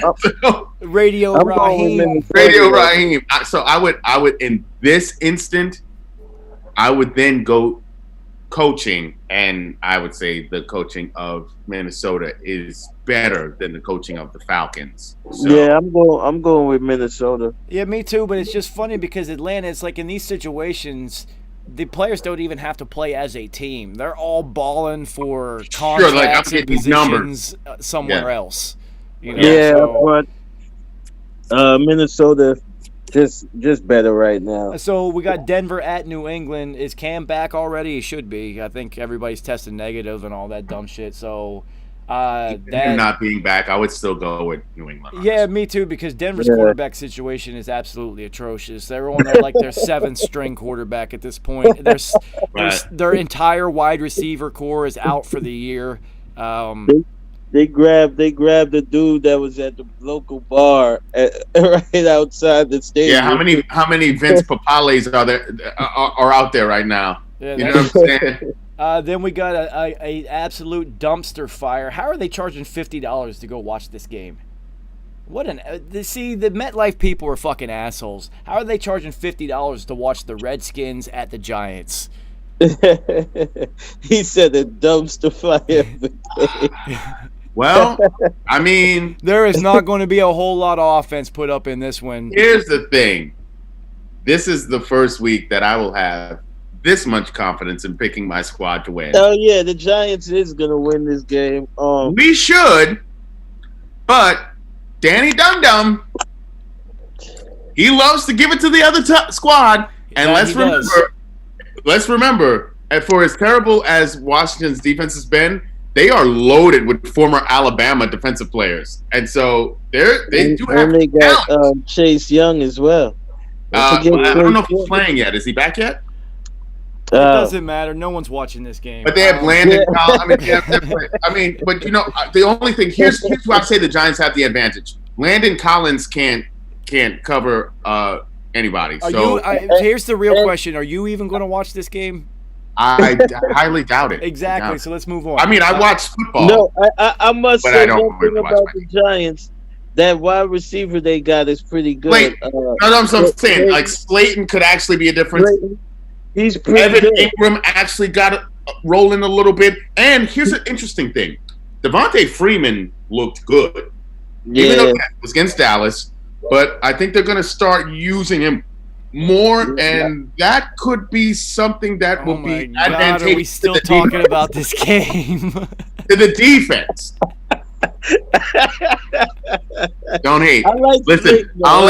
Listen. I haven't had a lot to say about my squad this year, so I need a little shout. Shout out to Slayton. He's nice. Shout out to Slayton. We know there's things to build on, but your quarterback situation sucks. That was a terrible decision. Terrible. Oh my God, so terrible. So we got Baltimore at Philly. Philly sucks. Whatever. We already talked about Cleveland at Pittsburgh. That's definitely going to be the game of the week. So, and that's at 1. It's like every single game's at 1 o'clock. I hate weeks where like 12 games are at 1 and there's 2 at 4 o'clock. Who the Packers playing? The Packers are playing Tampa Bay at 4. So, and that's why they did that, because everyone's going to be watching that game. Yeah, that's the game of the week right there. Well, we got 2 of them, because at 1 o'clock is Cleveland at Pittsburgh, so that's the game to watch at 1, and then at 4 is Green Bay at Tampa, which is going to be crazy. That's going to be crazy. And then Kansas City at Buffalo and Arizona at the Red Rifle on Monday, so there's 2 on Monday again. But, Green Bay at Tampa. I don't know what you guys think of that one. It's all really depends on the health of Tampa Bay's offense. Is Godwin going to be playing? Godwin's playing. Back. How healthy is Mike Evans' ankle going to be? Is Shady going to get? Is he healthy to be in there? Is Fournette? He's questionable. We know OJ Howard is out for the year, but is that out for the year under the new IR? Is that 6 weeks? Is that 8? Whatever. No, I think he out. So, but they also have Cameron Braith and Gronk, and with like we say, Gronk is now going to start making catches, and he did start making plays, and he will work himself in. But traditionally, Bruce Arians' offenses don't throw to the tight ends anyway, so don't look for those tight ends to be that route. And after that thorough cussing, TB12 gave the offensive line, they're going to come out inspired. Yeah, that's going to be a good game because you don't really get to see Aaron Rodgers and Tom Brady play against each other. It's only happened maybe 2 or 3 times, if that. Yeah, that's going to be. And Devontae, well, we know Lazard is out, but Devontae Adams should be back. He should be back, and that the more weapons, the more fun. And then you got Aaron Jones. So I would say Devontae Adams and Aaron Jones. I mean, outside of Aaron Rodgers. And a pissed off Tom Brady. This is going to be fun. Yeah, pissed off Tom. Right. I never want to bet against Tom, especially when he pissed off. But it's still early in the season. They still need a lot of continuity. They need a lot of reps together. They ain't have enough as a whole team, a full team. They will be very deadly at the end of the season, but for right now, it's too early. I'm going with Green Bay on this one. But see, you talking just offensively. Defensively, Tampa Bay flies around. Real defense. So this is going to be. I mean, Todd Bowles, yeah. No, this is going to be an interesting game, and I'm not going to make a pick until I see the actual game day roster of who's actually playing and who's not, and all these like smoke and mirrors that they like to do with all that dumb shit. Like, I want to know who's actually playing, because I know Mike Evans on one ankle by himself can still give you 100 yards and a touchdown. So if he's on the field, you know what you're getting out of him. Now, if Godwin's on there and Shady's out there, now we have a real offense plus Tampa's defense. So I can't believe that you didn't mention Scotty. Oh. Little Scotty Miller. Oh, yeah. Come on, Joe. Yeah. How you don't mention little Scotty Miller? I mean, Scotty Miller been getting busy. I didn't want to make it thing like a racial thing, man. I mean, he's a little banged up right now, but little Scotty Miller's been getting busy. Oh, no, Scotty gets busy. It doesn't matter who in the slot position Tom Brady has. There's 2 positions that are going to eat with him, and even though they don't throw to the tight ends are going to get numbers in the slot. And then if you have a running back, if you utilize them, they're definitely getting utilized. But the slot, Tom Brady literally created the modern-day slot position with Wes Welker and the run of him into the relevance that it is. I know Wayne Corbett was the early iterations of him, but to where it was like, oh, wow, somebody's getting who's leading the league in catches, and it's just like, damn, they have changed the way of the NFL. So that's Scotty Miller. That's hilarious. I can't believe it. What was Wayne Corbett? He was Concussion Smurf, right? Oh my God, that guy. Concussion Smurf. He's why I knew I would never play anything past college football, because people that size in that day in the NFL, you just got destroyed. Yeah, but he still put up big numbers, though. He did. I mean, he's probably sitting somewhere in a nursing home eating through a straw right now, but it was worth it. It was worth it, Wayne. We love you. They'll probably make a movie about you somewhere. It's because played by Mocky Mock. Mocky Mock will play you. Mocky Mock. Yo, so other than that, New York at Miami, no one cares. Detroit at Jacksonville, no one cares. Come on, man. Let's go back to New York and Miami. We've only got 2 minutes before they kick us off again. We're not going to waste it on the Jets. So the only other game that is actually really sneaky is Chicago at Carolina. You're looking at 2 teams with better records than everybody thought they would have. So that's a real good one. Yeah. That's going to be a good game. Very good game. I actually look for Carolina to keep winning because they're just playing really good as a team right now. Their offensive line is ridiculous. They have a ridiculous offensive line. I'm actually looking in Chicago's direction. I can't. Nick Foles only plays big in Nick Foles marquee games. This isn't a marquee game. But here's the thing. Like I think the difference. I think the difference is going to be on defense. I think Chicago's defense is going to make a play. That's going to be the difference. I think it's going to be a close game, but I think Chicago's defense is going to make a play that makes the difference in the game. Oh, well, we will find out, but this thing says less than a minute, and I'm not about to keep doing this again because we're all the way at the end. So nice. It was nice for you to join us, God. Yes. My guy. I'll be back. Oh my guys. Now you're freed up to like hit all the neighborhoods that you can. Yeah, because you're definitely not trick-or-treating night. You're definitely not watching Jets games, that's for sure. So I will talk to both of you. Shout out to everybody who's watched, who will watch this shit, and all you NFL GMs who watch us and don't give us credit. Just know where you heard it first. It's great matter. So my guys, I'll see you later, yo. Come on. All right. Until next time, everybody. I'm out. This has been Gray Matter, and somebody play my motherfucking theme music. 333 RIPP Don P PhD. Yeah. I said RIP TV. Tell the homie, Mob Deep Mondays, that's every day, thoughty. It's all for the community, that's what P showed me. We lost without the unity, where the fuck is the OGs? RIPP, God bless the real, only for the righteous, the rest will go to hell. Flipping through the book of Revelation, figure it out. Transliterate the translation, do it yourself. It's the last days, life is a test and we in a cage. Concrete jungle, everyday struggle. Fuck the pain, I'm on some HNIC shit. Hegelian 3 shit. If you don't know what I mean, you was never G. Real shit, RIP. Yo, P, play that beat back. 333, burn some weed, repeat that. Shake me up a Tuka pack, break me off a 20 piece. I'm gone, never looking back. Y'all can't talk to me. RIP TV, tell the homie. Mob Deep Mondays, that's every day, thoughty. It's all for the community, that's what P showed me. We lost without the unity, where the fuck is the OGs? Like the weed, play some IMD for me. It's hell on earth for real, but y'all don't wanna see paper trail politics. All the shit was prophecy, strictly for the family. Peace to the prodigy. RIPP, I sleep when it's time for me. Dope dreams, bring the skizzy, pour the Hennessy. Searching for some inner peace, couple hundred G's. Deadly weapons and some weed just for you and me. RIPP, I sleep when it's time for me. Dope dreams, bring the skizzy, pour the Hennessy. Searching for some inner peace, couple hundred G's. Deadly weapons and some weed just for you and me.